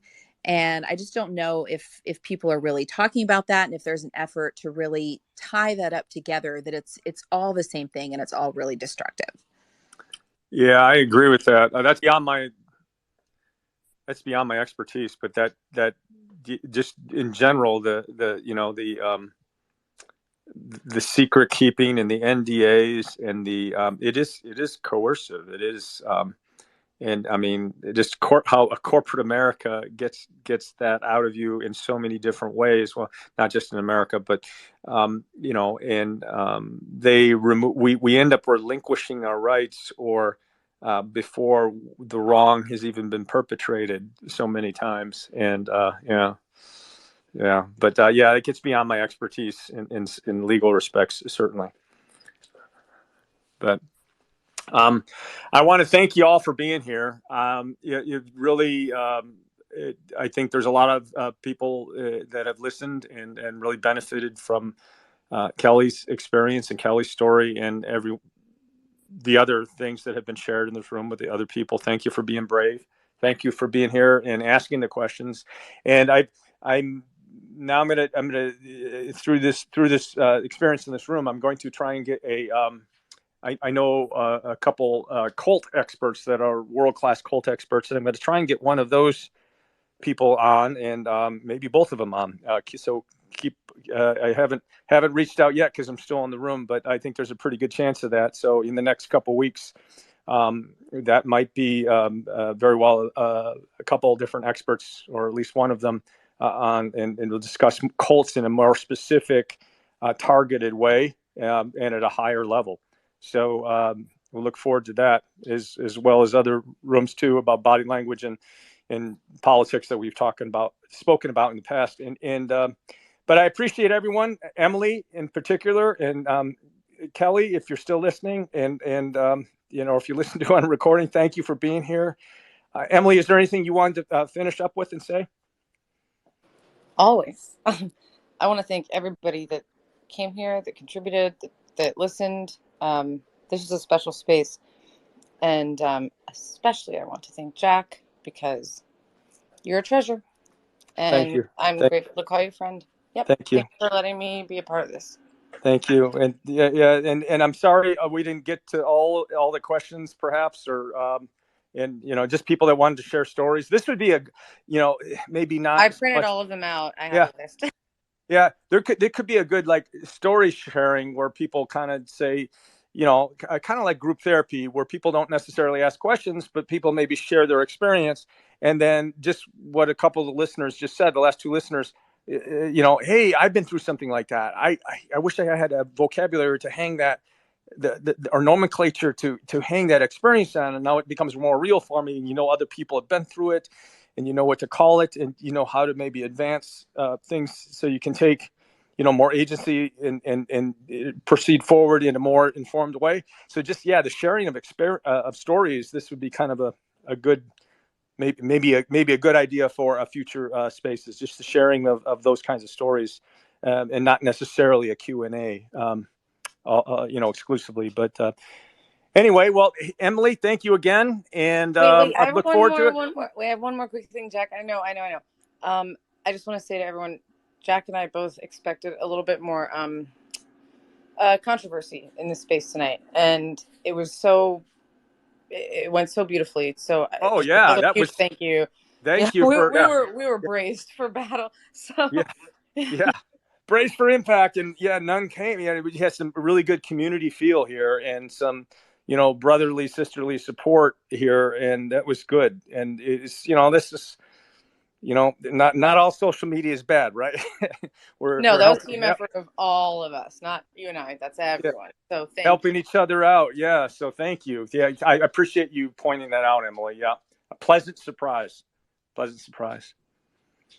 Okay. Well, our next session might be Thursday. Not sure yet, but might be Thursday. Usually, so yeah. I'll send out an invite probably on Wednesday. And everyone have a good next few days. And I don't know what's happened in the 2.5 hours or 3 hours or so we've been on the. The world might have turned over. Can we just stay here? Yeah. A couple times, you turn your back on the news, and now things, discovered. I actually have friends calling me on my landline during this space. I'm like, I'm really busy right now. And they're like, did you hear? I'm like, I don't want to hear it. Oh my gosh. Okay. Yeah. I haven't checked it out, but last time I had a long one, there was, a bunch of things that went on. The world turned. Anyway, everyone have a great night, and get some sleep, and have a great day tomorrow. Take care. Bye. Bye-bye.